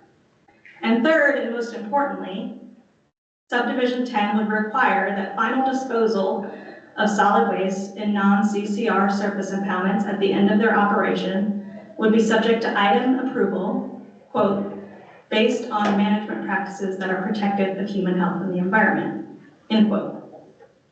We submit that this is not an ascertainable standard. Case law requires that items rules provide ascertainable standards. Rules must be written with sufficient precision to give fair warning as to what the agency will consider in making its decision. The rest of the rules in Article 10 for land disposal facilities are divided into sections applicable to the type of facility. So a municipal solid waste landfill, for example, can flip through Article 10 and see exactly what applies to it. A non-CCR surface impoundment does not have rules dedicated to their closure in Article 10 or Article 15. Instead, item could pick from Articles 10 and 14 and apply whichever rules that they deem are protective of human health and the environment. As a result, non-CCR surface impoundments do not have fair warning of the rules that item will consider in deciding upon their final disposal of waste. That's the end of my comments. If anyone has any questions for me. Does anyone have any questions? I do. Thank you. And I particularly want to thank you for referencing in your testimony specific pages, and it's so much easier for us to find what you're talking about. And I appreciate you referencing things like you did. Yes. I appreciate the specificity as well. May disagree on some of the points and echo Mr. Oolong's comments. I think a lot of us in the regulated community have, just because you're compliant with land doesn't mean you're not going to be subject to permitting with air. And while it might seem redundant, some of those are hard to avoid overlaps. And it's not, I don't think it's the agency's intention to have you duplicate work, but I appreciate the comments. I wanted to, oh, sorry, go ahead. Just a question. And all the stuff that you brought up and pointed out, have you brought that to IDEM's attention?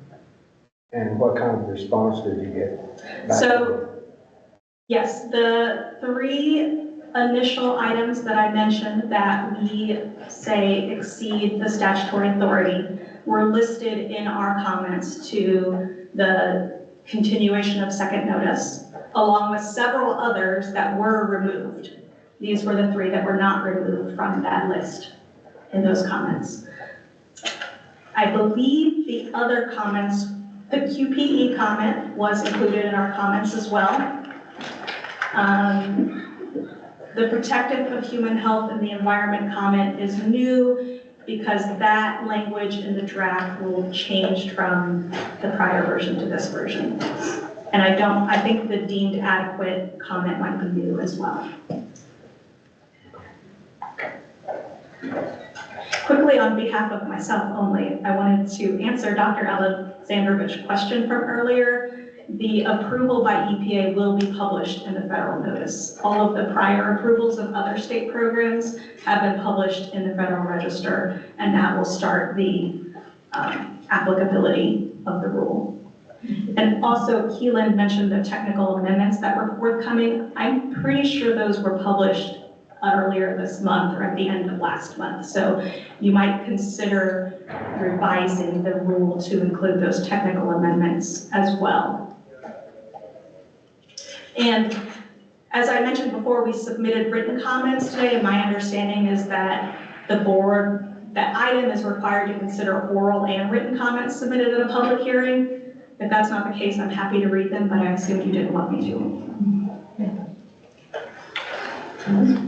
Any other questions, comments? Yeah, thank you for answering my question. Is that a direct final rule or a proposed and final?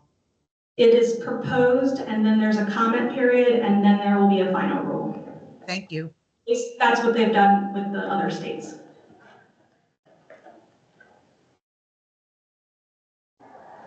Yes. I need a break. We need a break. Okay. That means we take a break. Unless you Yes. Who's in charge now? Okay, 5 minutes? 5 or 10. Okay, go ahead.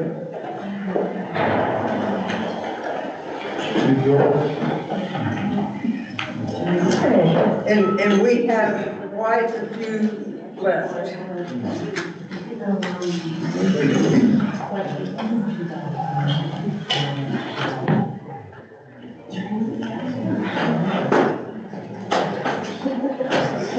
Well, I think I might as well take a break.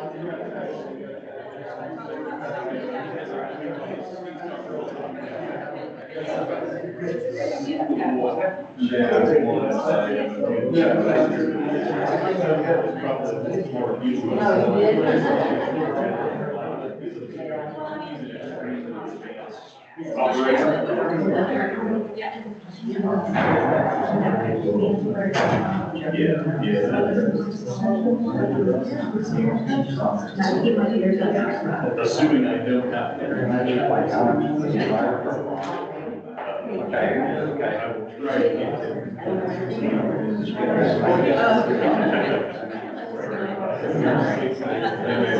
Because there are a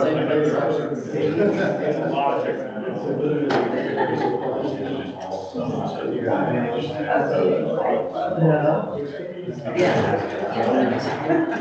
I'll try to get it. Oh, if I have to, no catch. We're on the chairs. Oh, yeah.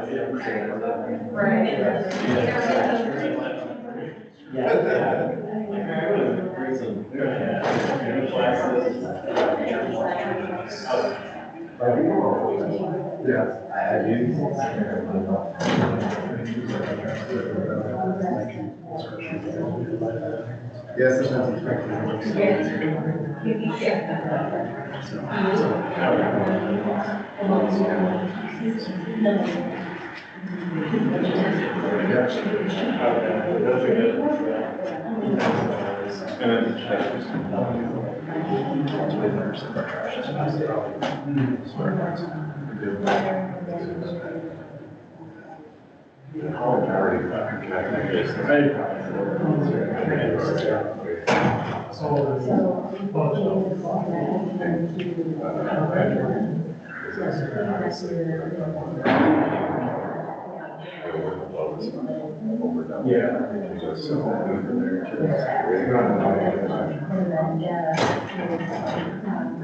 He might have pushed back again.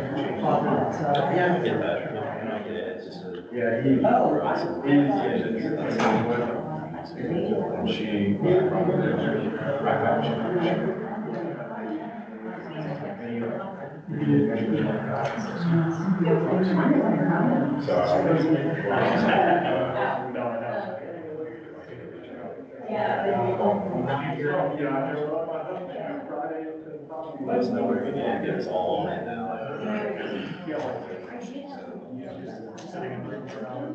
Oh, this is one of the best spots. Yeah.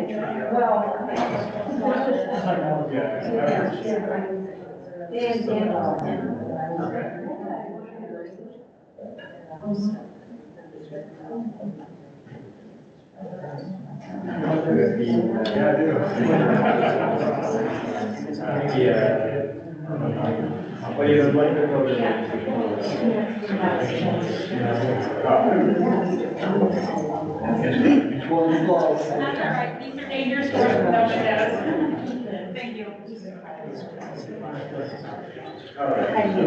Yeah, just one pinch, how are you? We're hanging in there.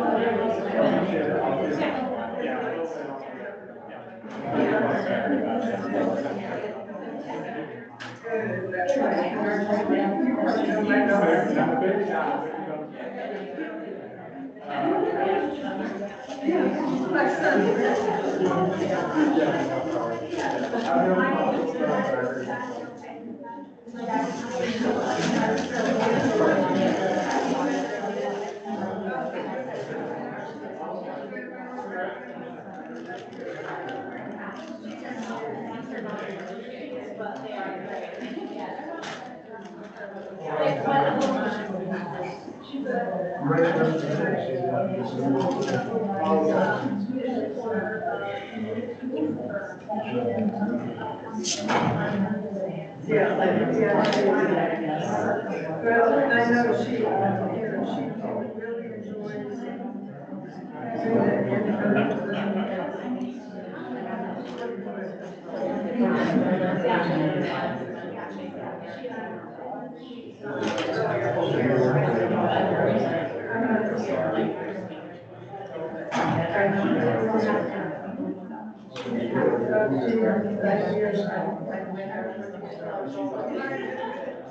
We got her.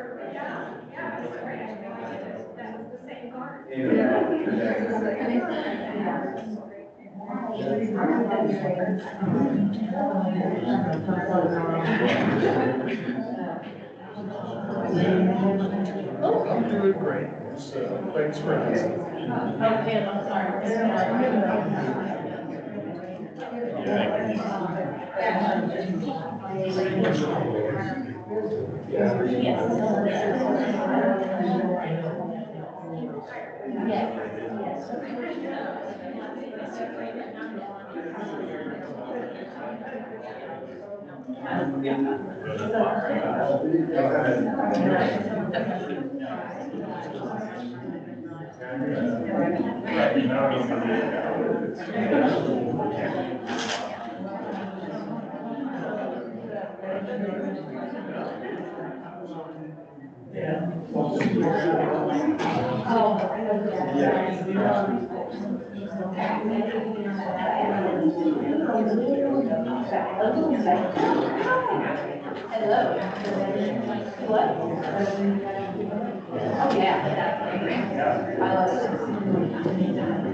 We're gonna, we want to start, so I think everybody needs to find a seat.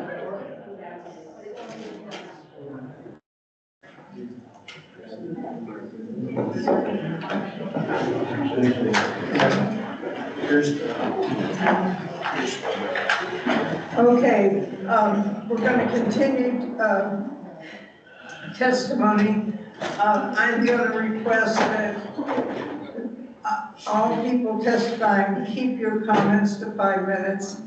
We have quite a stack here, and it is getting bad outside, so if you could do that, we'll appreciate it. If you go longer than 5 minutes, I'm probably gonna stop you. Okay, Susan Thomas, online. Thank you. I apologize. My camera is non-functioning today. I will be reading my testimony first, followed by a request by State Representative Pat Boyd to read her testimony as well, and I will differentiate the two verbally. I'm Susan Thomas, Director of Legislation and Policy for Just Transition Northwest Indiana. What we are reviewing today is the second round of this rule. The first version was so incomplete that even IDEM went back for a redo based on the expert commentary and analysis from folks whose work focuses on this issue.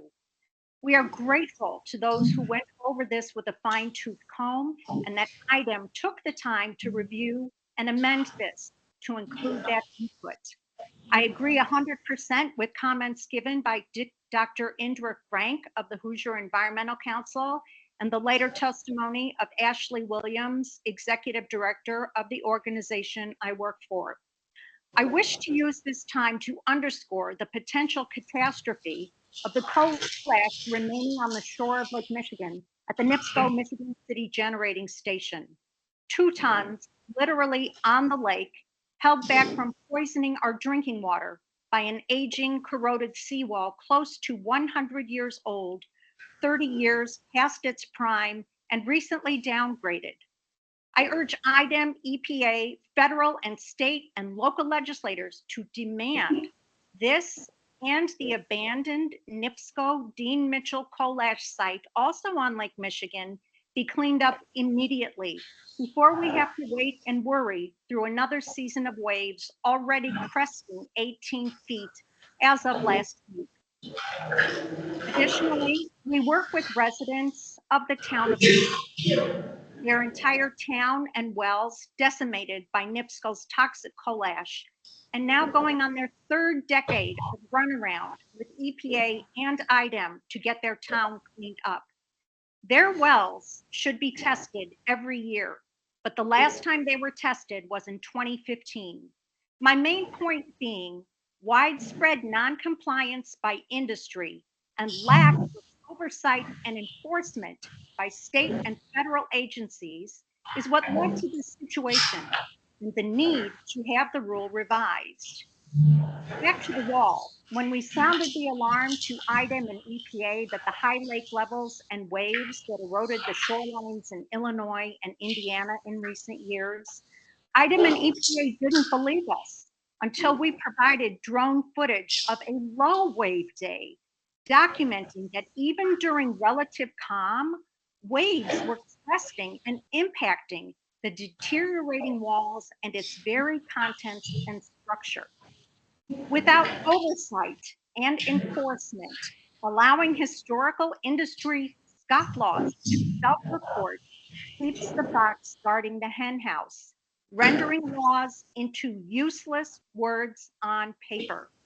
What necessary provisions will IDEM make to ensure it is staffed and equipped to faithfully follow the law so that people in the town of Pines and the 10 million people who rely on Lake Michigan for drinking water and all Hoosiers are finally protected from the toxic menace of coal ash inundating our state?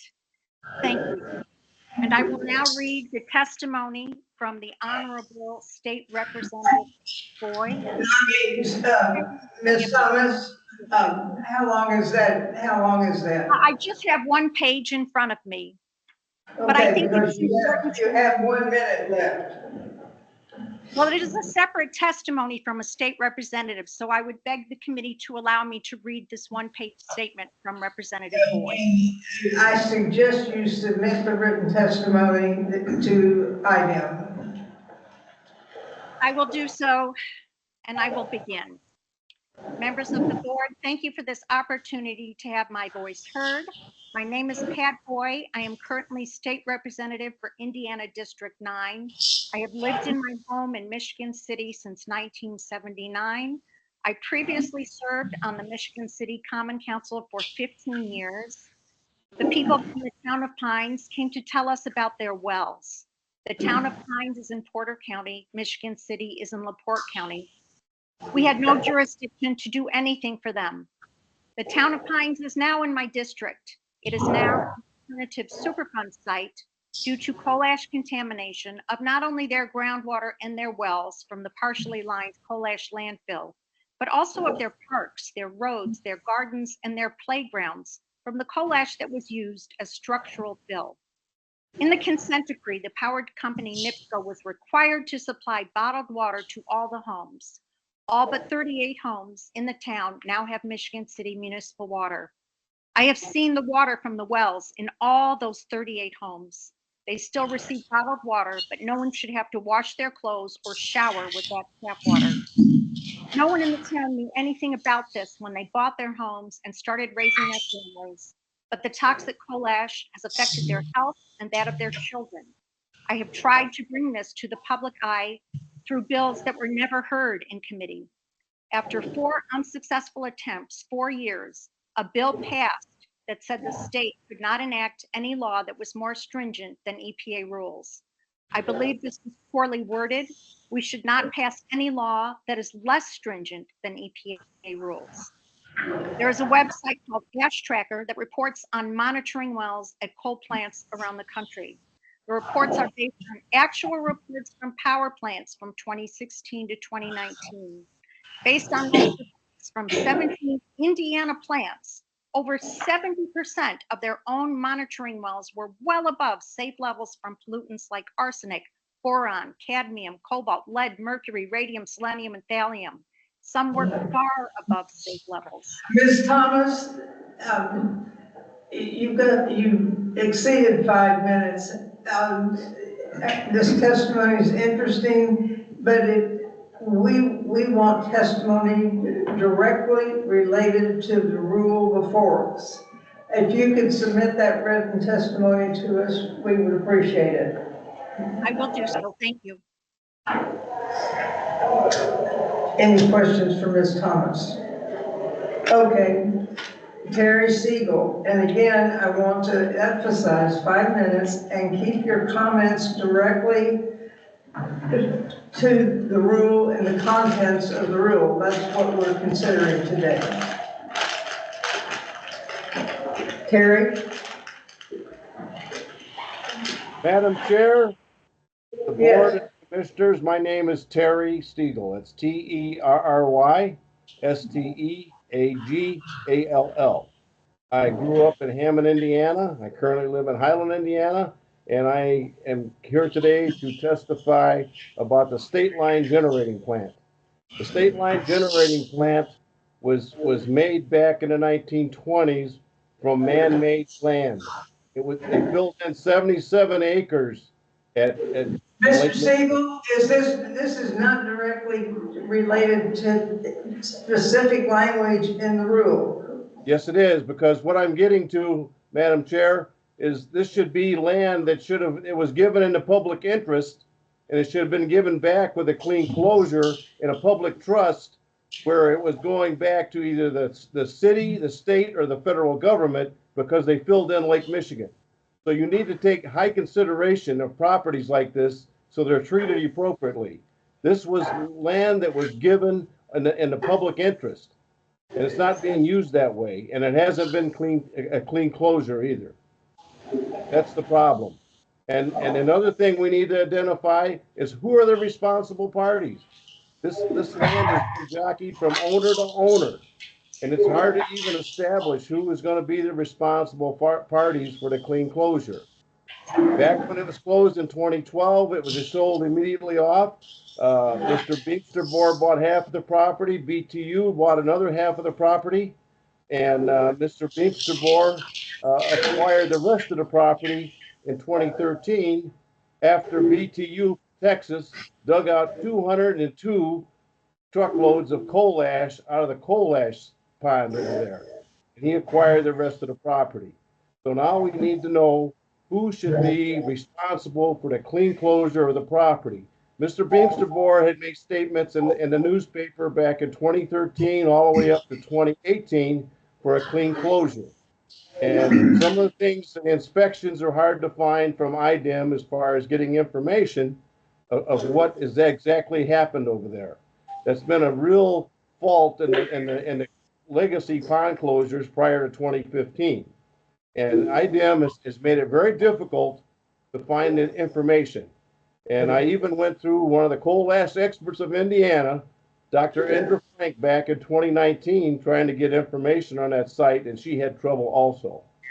So Dr. Siegel, Mr. Siegel, please keep your comments directly to the rule before us. Well, that is to the rule, Madam Chair. I mean, we want to know who the responsible parties are to clean this property up on a clean closure. That's important to our community because this property sits right on Lake Michigan. And leaching into Lake Michigan, which is our greatest asset in Northwest Indiana.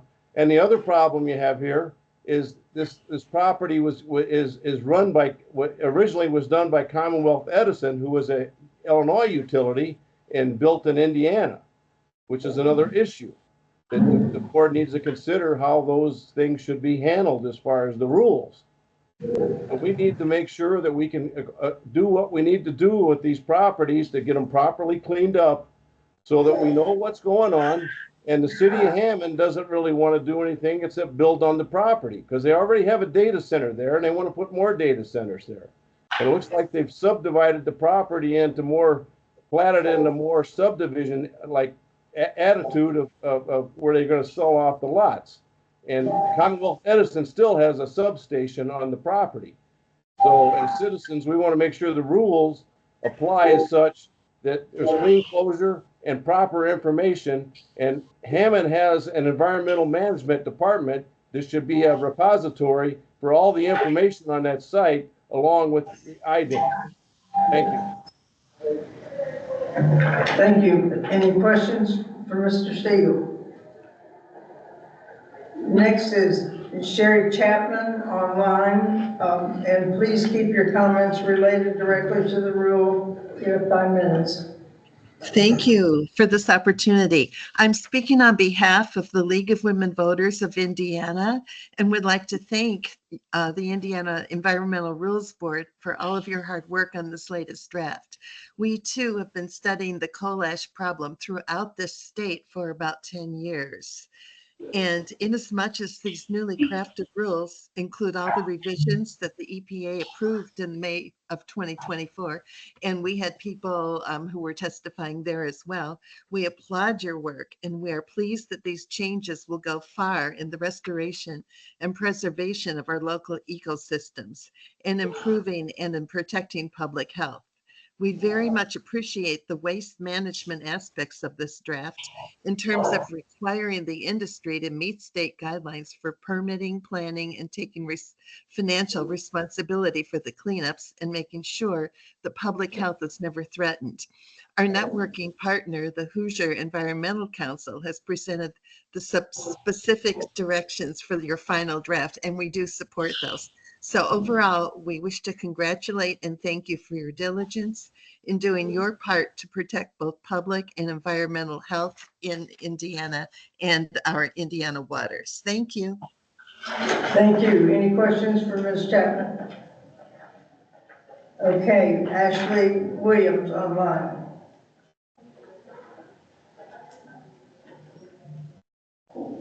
Hello, thank you, honorable members of the Rules Board. I wanted to start off by commending IDEM for its strong state rule. My comments are not as technical in nature, but instead they tell a story building off what many have already shared around the urgency of finalizing this draft rule for Hoosier coal ash impacted communities everywhere like my own. So I do hope you'll let me fully speak and without interruption. It's my honor to be here to testify for the strongest state rule possible.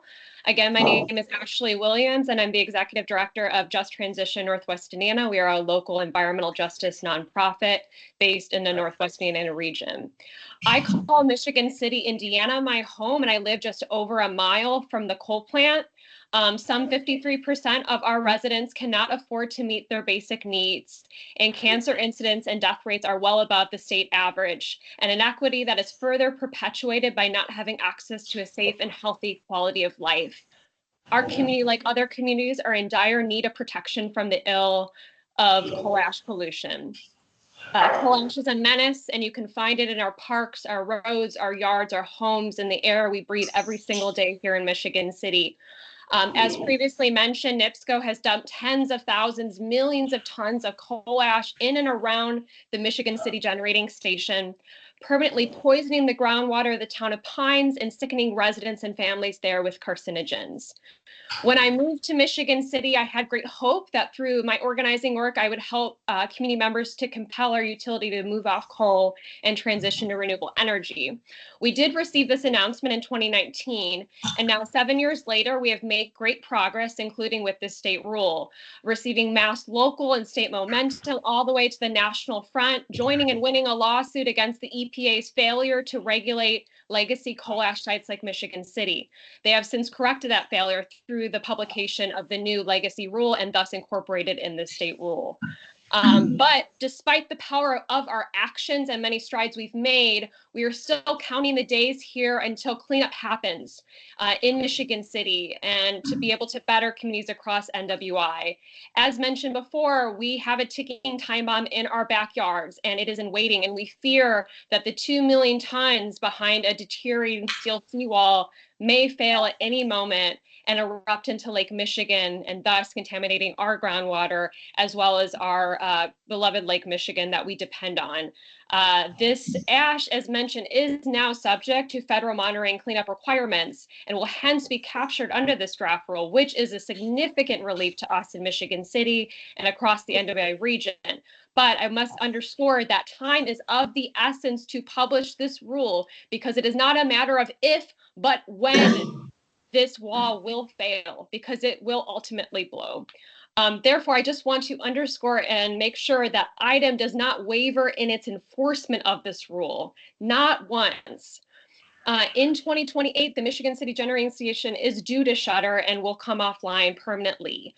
This closure does provide a beacon of hope for us in Michigan City for a transition and a just and energy transition for our community.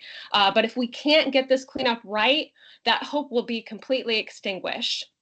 So members of the board, I want to just underscore that please do make the strongest Indiana coal ash rule possible. I want to make sure that item is held accountable to fully and steadfastly enforcing it without delay. And lastly, to make it more specific to the rule, I have 3 comments that I heard in previous testimony, but I just want to make it loud and clear as well for consideration. Within the rule specifically, I want to underscore that each coal ash unit be regulated under separate permits, not combined per facility, or at least not diminish requirements for any individual units. Coal ash disposal at depths below the water table should be prohibited. If ash disposal continues to be allowed at these depths, the draft rule should include requirements for liners under the ash that will resist uplift from the water below the ash. Lastly, coal ash liners should be protective as the federal rule. So I just want to conclude with that. Thank you so much for the time. Thank you. Any questions for Ms. Williams? Okay. Grace to follow online. Hi, my name is Grace Tafoya. I'm a resident of Gary, Indiana, and I'm here to represent the citizens of Gary, Indiana who do not have time on their schedule to be out this early in the morning. And I am representing a lot of the teenagers that live in Gary, Indiana who want to have a future in Northwest Indiana. We are surrounded by 3 coal ash sites. We are a sacrifice zone that already experiences water issues from BP putting benzene in our water. We experience issues from steel mills putting high iron contents in our water. And now we have to deal with coal ash as well. And the kids of Northwest Indiana want a future. And we can't see a future where we have cancer, where our children have cancer, and where we can't have a healthy life. Drinking water and clean air to breathe should be a human right. And for some reason, in the United States of America, it is not. And it is your job to protect us. And I love that IDEM is including higher standards. And I just want to briefly remind you that coal ash has an intense impact on the water table. And we want this to be lined properly so that it doesn't go into Lake Michigan and poison our aquatic creatures that help us just as much and poison our drinking water. And we also want to encourage the highest federal rule possible, and that this be regulated under separate permits rather than combined facilities. And I just want you to take the impact of this coal ash very seriously, because it's something that's going to affect me for the rest of my life and affect everybody else who can't afford to leave Northwest Indiana for the rest of our lives. Our water table is already very, very polluted. Please protect us.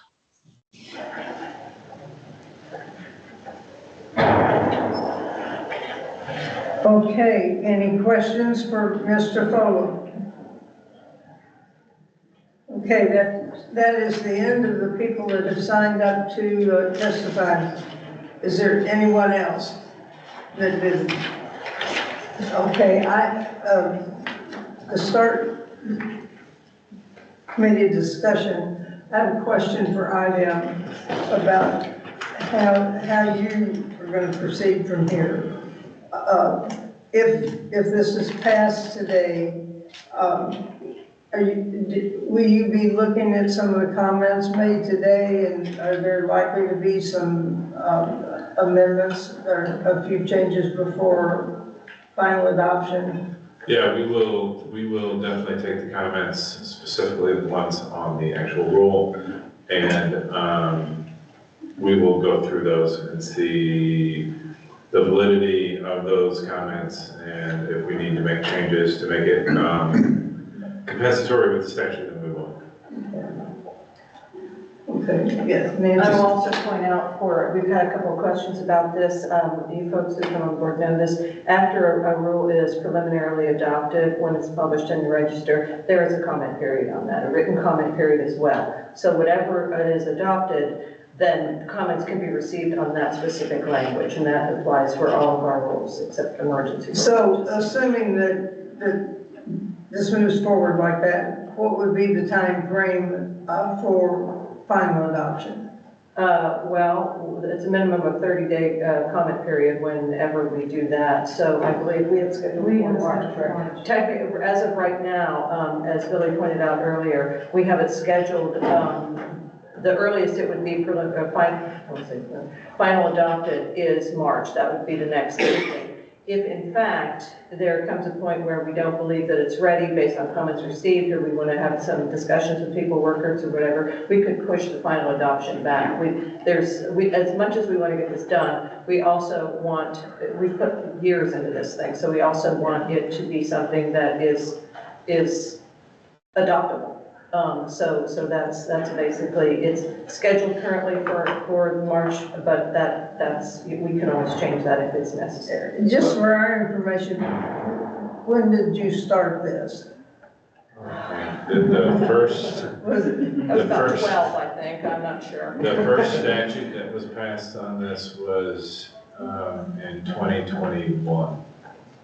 It was the COVID session, because it was being debated in the House, which was holding the committees here in this building. Yeah.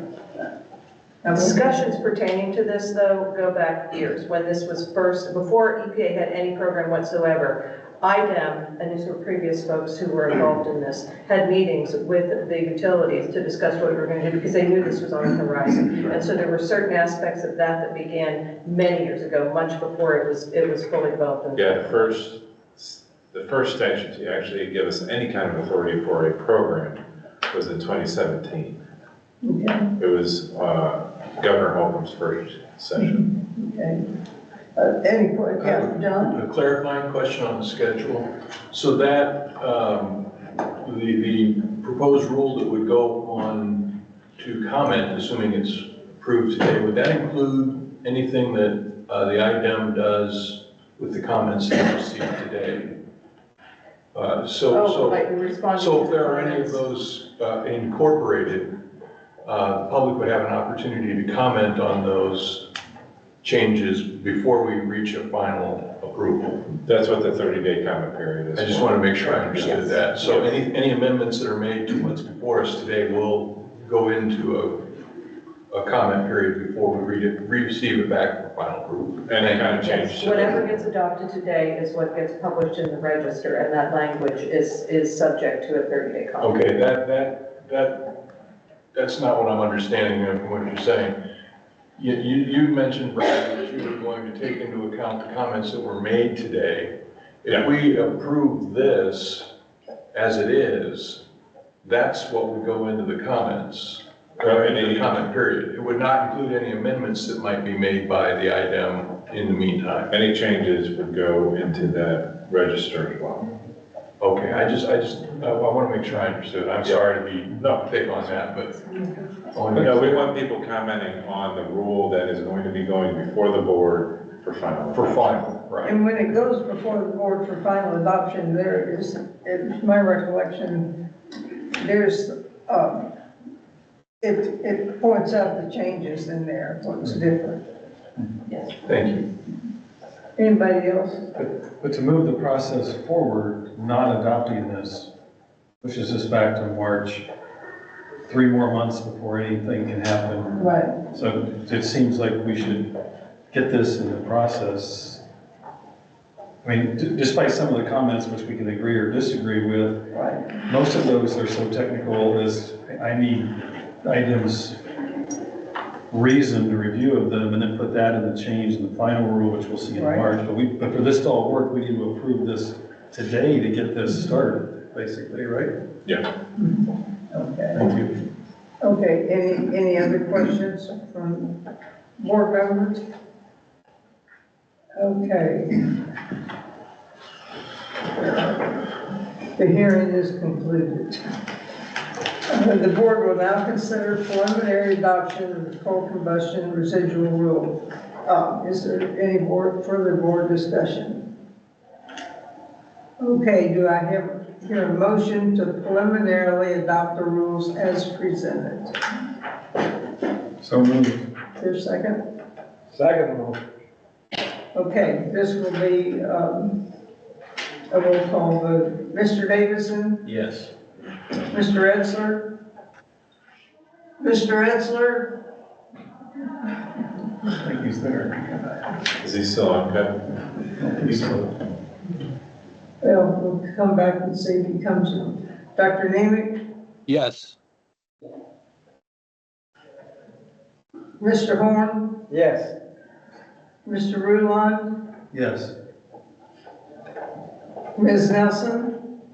Yes. Mr. Mueller? Yes. Dr. Alexandrovich? Yes. Ms. Kozierski? Yes. Mr. Katzenberger? Yes. Chair votes aye. Mr. Etzler? He's not online. It must be gone. Okay, it is 10 ayes, 0 nays. So the rule has been preliminarily adopted.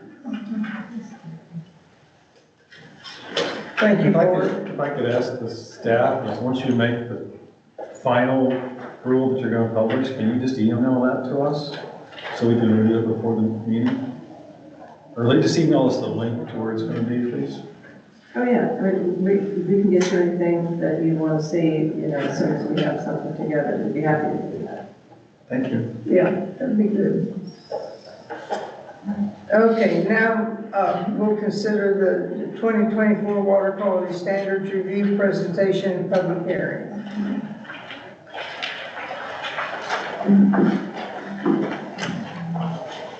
Hi, good afternoon. Thank you. I'll try to keep this relatively brief, but for those of you who don't know me, while the slides are coming up, my name is Gabby Brachy. I'm the Surface Water Quality Standards Coordinator in Office of Water Quality here at IDEM. So I'm here to give a brief overview of our 2024 Water Quality Standards Review, sometimes called Triennial Review. Next slide, please.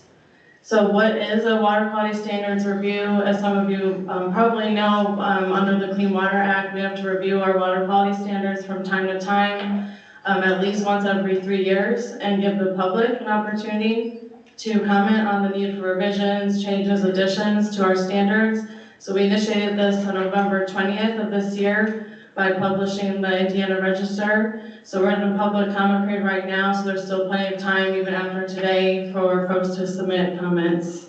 Next slide, please.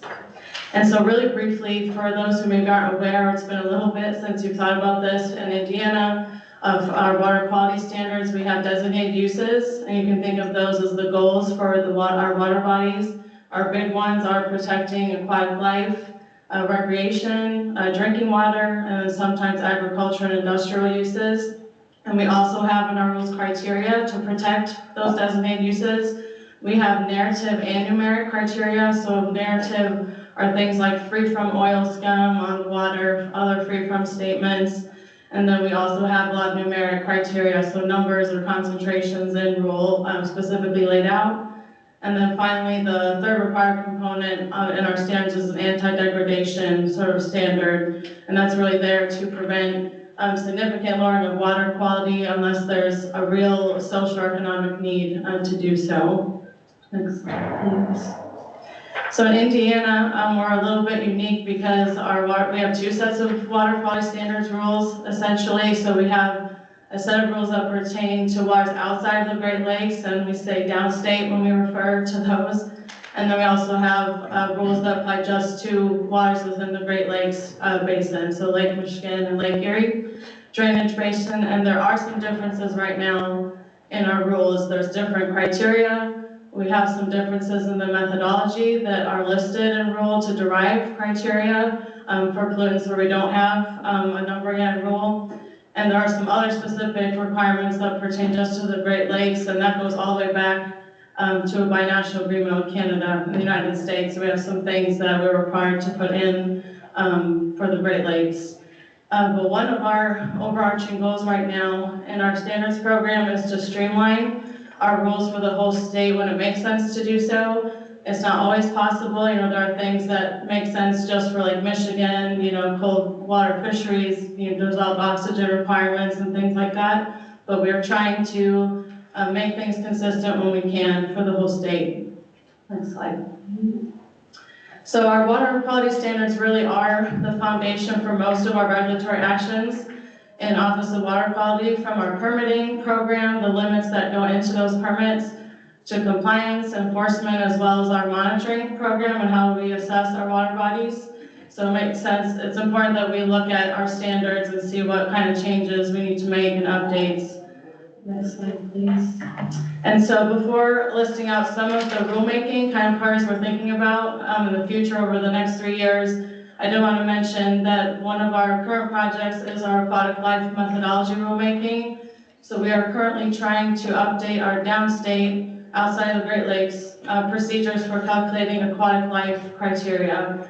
So we use these methodologies to calculate a number when we don't have a concentration in rule, or EPA has not even developed yet a nationally recommended number, but they could really impact aquatic life. So we do have situations that come up in permitting where we need a methodology in place to calculate a number. So that's underway.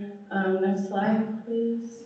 And so here are a few priorities we're thinking about, and these are the items we would like to hear from the public or the board, thoughts on these, and if there are things that you feel are missing from this list. But our first priority is to adopt EPA's 2018 aluminum criteria, and so this criteria are a function of pH, hardness, and dissolved organic carbon. And before we move forward in trying to adopt this criteria, we're working through a couple implementation issues related to this.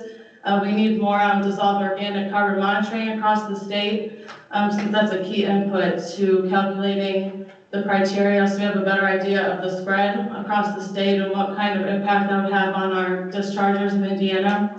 And we're also working on how we will accurately assess our surface water bodies for aluminum. There's actually still a need for a good analytical method for the bioavailable component for aluminum, so we don't overestimate, an issue there. Next slide. And another item we're thinking about is adopting EPA's nationally recommended criteria for acrolein, carbaryl, diazinon, nonylphenol, and tributyltin. And these are kind of a mix of pesticides, biocides, and anti-fouling agents. Next slide. And then similar to what I just mentioned about aquatic life, we would like to eventually turn to our human life methodology. In both parts of the rule, they haven't been updated in some time. So it's the same idea where we would use these to calculate a number. If there was a pollutant where we had not adopted anything into rule, but it could really impact human health. But this would also require us to update some of the toxicity factors or assumptions that go into these calculations, like drinking water intake, bioaccumulation factor for fish, and cancer slopes, things like that. And related to the updating our human health methodology, EPA in 2015 made a lot of updates to about 94 chemical pollutants, and they made these updates to these criteria based on those updated exposure factors, drinking water intake, fish consumption rate was the big one. And this was actually something we received a comment on during the 2021 Water Quality Standards Review, kind of asking if we were going to consider this rulemaking to include what EPA published in 2015. So we are still really interested in pursuing this. It's just taking some time, to focus on it, and it would change quite a few, or it would require updating a lot of our downstate human health criteria. So it takes some time to develop the materials for this. And we also would like to remove the limited use waters classification and the waters listed under that category, both the downstate and Great Lakes portion of the rule. We feel it's not necessary, and the language we have related to this specific category is a little bit out of date, so that is still a priority for us. Next slide. And then lastly, another item we're considering is updating our water quality standards variance rules. to include a 2015 US EPA federal rule that just included a very specific regulatory framework for implementing, variances. And this is a tool for dischargers to over time kind of make progress towards meeting a water quality-based effluent limit that is difficult, to achieve, or is a kind of new pollutant that will take some time to comply with. And so these are the priorities we're thinking about right now, and this is not to be the only things, that are, issue with water quality. So we're open to comments on these, or again, if there are other topics that the public would like to consider. I think next slide, I'm sorry, one more. My email is on this slide, and our water quality standards website has information also on this review period, and anyone can submit comments directly via email.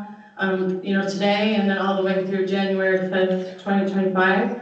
So I think with that, if there are any quick questions, I can try and answer those, but I believe we'll have the public hearing portion. Thank you. Does the board have any questions? Well, this is a public hearing. I do have a question, Chair Guard, excuse me. This is Carrie Kaczorski. You talked about the methodology updates. Are those spelled out in what's out for public comment now, or would you be looking for input on your drafts of those methodologies at some point? Yeah, I think we're getting there. I think there'll be a separate rulemaking on the aquatic life methodology where you'll see the actual language changes and details and how it compares to EPA's guidance. So it'll definitely be another almost separate opportunity to comment fully on that. This is a little bit more about just what we should be thinking about overall, kind of broad goals, projects for standards. I hope that helps a little bit. Yes, very good. Thank you. Appreciate that. Okay. Well, this is a public hearing before the Environmental Rules Board of the State of Indiana concerning Indiana's water quality standards. A notice of review of water quality standards and public hearing was published in the Indiana Register on November 20th, 2024, seeking public comment on the water quality standards.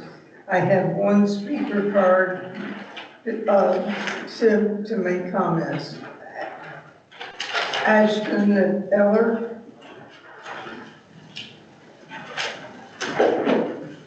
This is online. Is this online? I need to turn around. Might have been smarter to. So I'm trying to keep these to 3 minutes, so I'm going to try to overachieve a little bit. So thank you for your patience this afternoon. I appreciate your time. Thank you, Madam Chair, members of the board, for allowing me to testify today. I have submitted my comments and pretty much verbatim to you in writing, but we do intend on giving more in-depth written comments by the January 5th deadline at that time, so we can incorporate IMA member feedback. Once again, my name is Ashton Eller. I'm Vice President of Governmental Affairs at the Indiana Manufacturers Association, or the IMA, as many people call us. It's a voluntary nonprofit trade association representing 2,000 companies and 600,000 manufacturing jobs. IMA members have facilities in Indiana that could be considerably impacted by the adoption of these rules concerning the use of aquatic life criteria methodologies for waters outside the Great Lakes system, and by the use of the new water quality recommended by the US EPA. I'm providing a following brief summary of the comments particularly important to the IMA and its members. This notice significantly, number one, this notice significantly expands the scope of the first notice of this rule. This notice now includes the use of 2015 US EPA recommended water quality criteria for the protection of human health, which have several technical and scientific issues as identified by our members. IDEM is not required to adopt either the guidelines or other nationally recommended criteria. EPA has stated that it's had or amended 40 CFR 131.20A to clarify that if a state or tribe chooses not to adopt new or revised criteria for any parameters for which the EPA has published new or updated criteria recommendations under the Clean Water Act, Section 304A, they must explain their decision when reporting the results to their triennial review to the EPA. The IMA continues to be concerned about the use of Tier 2 values to derive enforceable permit limits. Our major concerns with the proposed Tier 2 approach include the development of tier 2 values on the basis of inadequate scientific data, the potential impracticality and inequity of requiring individual dischargers to develop tier 1 criteria, and the inability for permit limits based on tier 2 values to be revised due to the anti-backsliding policy. The US EPA Science Advisory Board expressed reservations about the use of minimal data to calculate tier 2 values. The SAB advised against using tier 2 values as permit limits. IDEM has not articulated a scientifically valid basis for replacing the downstate aquatic life calculation methods with the Great Lakes system methods. I'm looking at my pages and I'm like, this is going to be a tight 3 minutes. In the first notice, IDEM stated that the methodology for deriving the acute aquatic criteria and chronic aquatic criteria for downstate waters needed to reflect the more scientifically sound and up-to-date methods that are already in the rules for waters within the Great Lakes system. The IMA believes IDEM needs to clearly explain in detail why the Great Lakes system methods are more scientifically sound. The IMA does not support this rulemaking as an exercise for consistency at the expense of appropriate and protected criteria in varied geographies. IDEM has been managing under the existing rules, including differences between Great Lakes and downstate systems, for more than 20 years. Wisconsin and Ohio are 2 states that have successfully adopted more than 2 sets of aquatic life criteria, because not all surface waters are the same.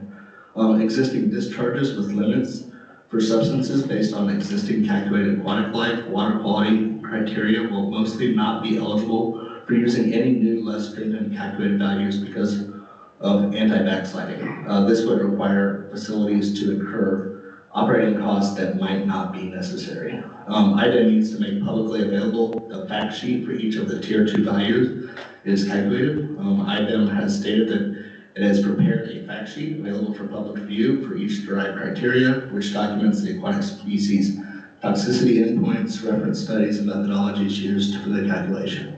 IMA members have accessed the IDEM website and IDEM virtual file cabinet have not been successful at finding these fact sheets. Developing the data required to establish tier 1 criteria for substances with tier 2 values may be impractical and economically prohibitive.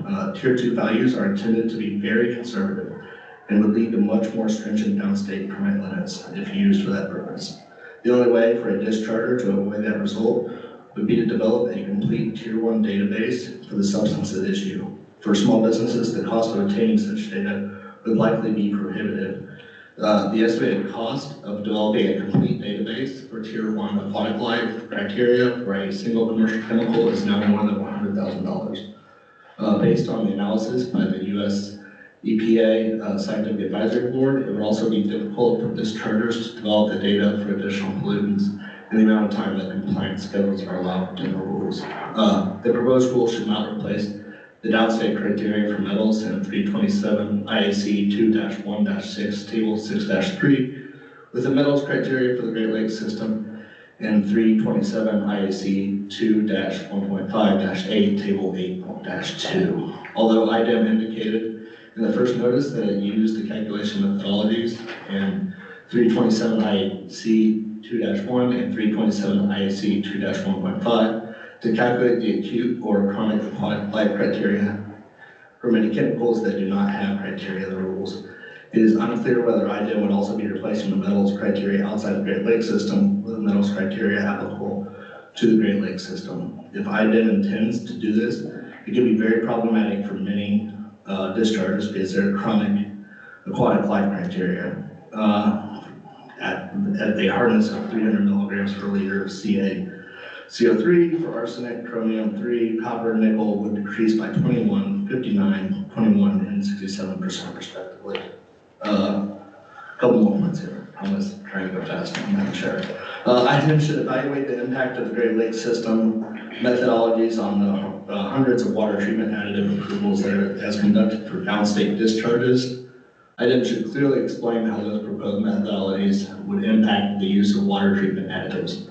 Like discharges of other substances, only new discharges of water treatment additives after this rulemaking would be eligible to use any less stringent values. IDEM should clarify whether existing discharges of water treatment and it is to be subject to the anti-backsliding provisions. IDAM should not make Clean Water Act Section 303D impairment determinations based upon Tier 2 values. INA believes IDAM should evaluate the impact of this proposal rulemaking on waters that have been included in the Indiana 303D list of impaired waters and how this rule would impact listings already approved by the US EPA.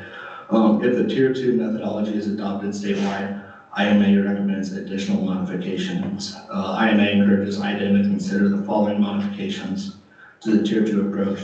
No Tier 2 values should be developed using only one data point, and Tier 2 methodology should be modified to allow flexibility if strict application of its requirements does not yield scientifically sound values. That felt like longer than 3 minutes, so I apologize, but that concludes my comments, and I appreciate your time, Madam Chair and members of the board. Thank you. If you have your comments in written form, you might submit them to IDAM. Yes, so we are going to that, believe it or not, was a brief summary of our more in-depth written comments will be, and those will be submitted by January 5th. But that was actually the high points of the water quality that we're just trying to get 3 to 5 minutes. But we will definitely submit written comments before the January 5th deadline that even expounds upon what I said today. Okay, thank you. Thank you. Brian, you want to say something? Yeah, welcome, Ashton. Thank you, Commissioner. Quickly though, I just want you to know, like, all the things Gabby talked about is just a review of part of our triennial review that we have to do. Yes. So while we are considering these rules, we are not we're not debating those today. Sure. And I was just, we had several members look over the notice and ask me to bring up these issues. And we're happy to work with those members, and we're happy to work with IMA. And some of these I agree with, right? Don't set Tier 2 values on one data point. And in fact, we have pulled criteria for that purpose in other rulemakings. So, we're happy to work with you. I know Gabby's happy to work with you. But I didn't want you to leave here thinking we were passing rules today. No, I know you're not. Okay. Okay, thank you. Just Yes. really quick clarification, I think we had, because it's just taken some time and new people, some similar comments after the first notes, and we're looking through those as we're working on the rule once we get to that point. So we'll look at all the current comments, and the human health will be separate, so just so that's clear, the scope is the same for the aquatic life. Okay, thank you so much. Thank you, Madam Chair, members of the board. No one else submitted a card, so is there anyone else to testify?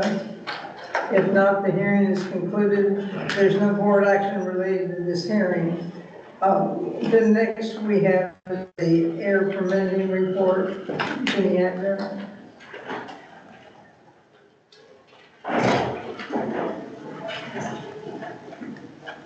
Good afternoon, and I'm here to answer any questions you have on the air permitting report that's in your package.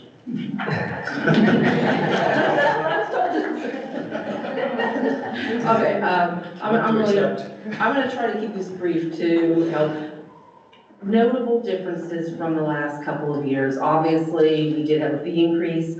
Our FY24 budget is up by $3 million. So it's at 5.2 million right now.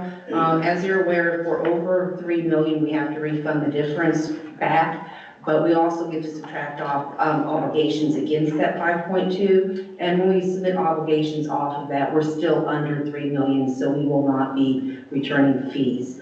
I know I was asked last year to do some trending. It did not make it in here, so I'm going to give you some informal trending. We have about 830, and I've looked back about 10, 15 years for some other little projects I've done, of Title V sources. Those are sources that have an ability to emit over 100 tons per year. If your permit allows you to emit over 100 tons a year, you get a Title V permit. If you want to take the limits so that you have to stay under 100 tons a year, you get a FESOP, Federally Enforceable State Operating Permit. The trend that we have consistently seen is a trend towards the FESOP. So while the number is really staying very, very stable between the combination, we are seeing a downward trend out of the Title V into companies taking limits to stay below 100, which is really great for the environment. Overall permitting actions have remained very consistent.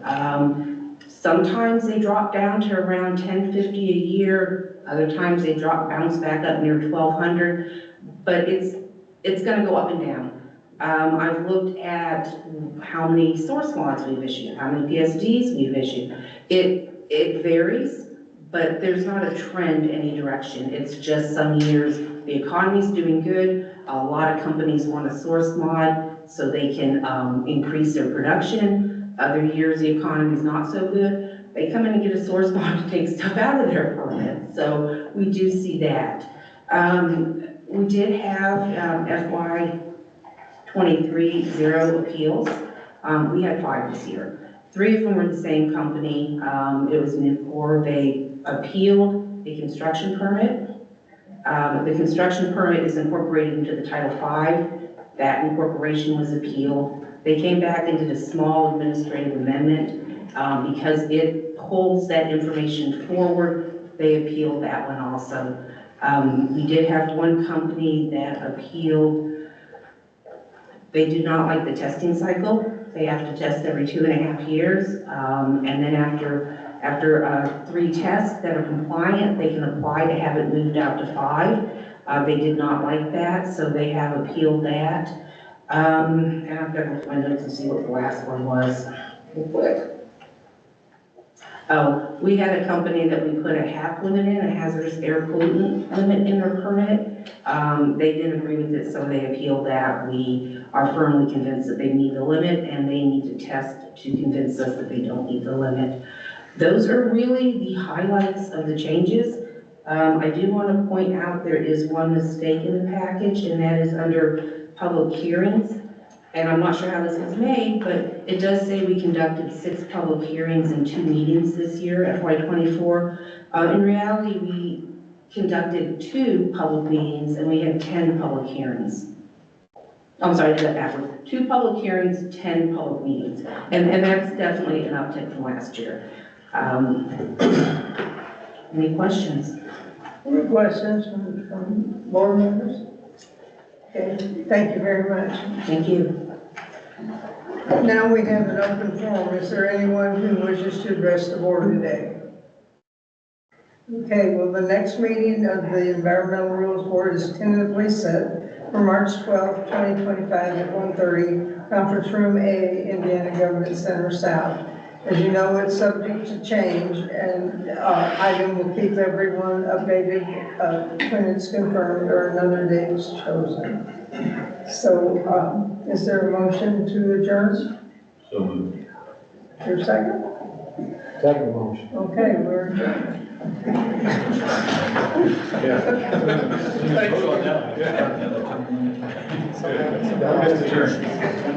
Yeah.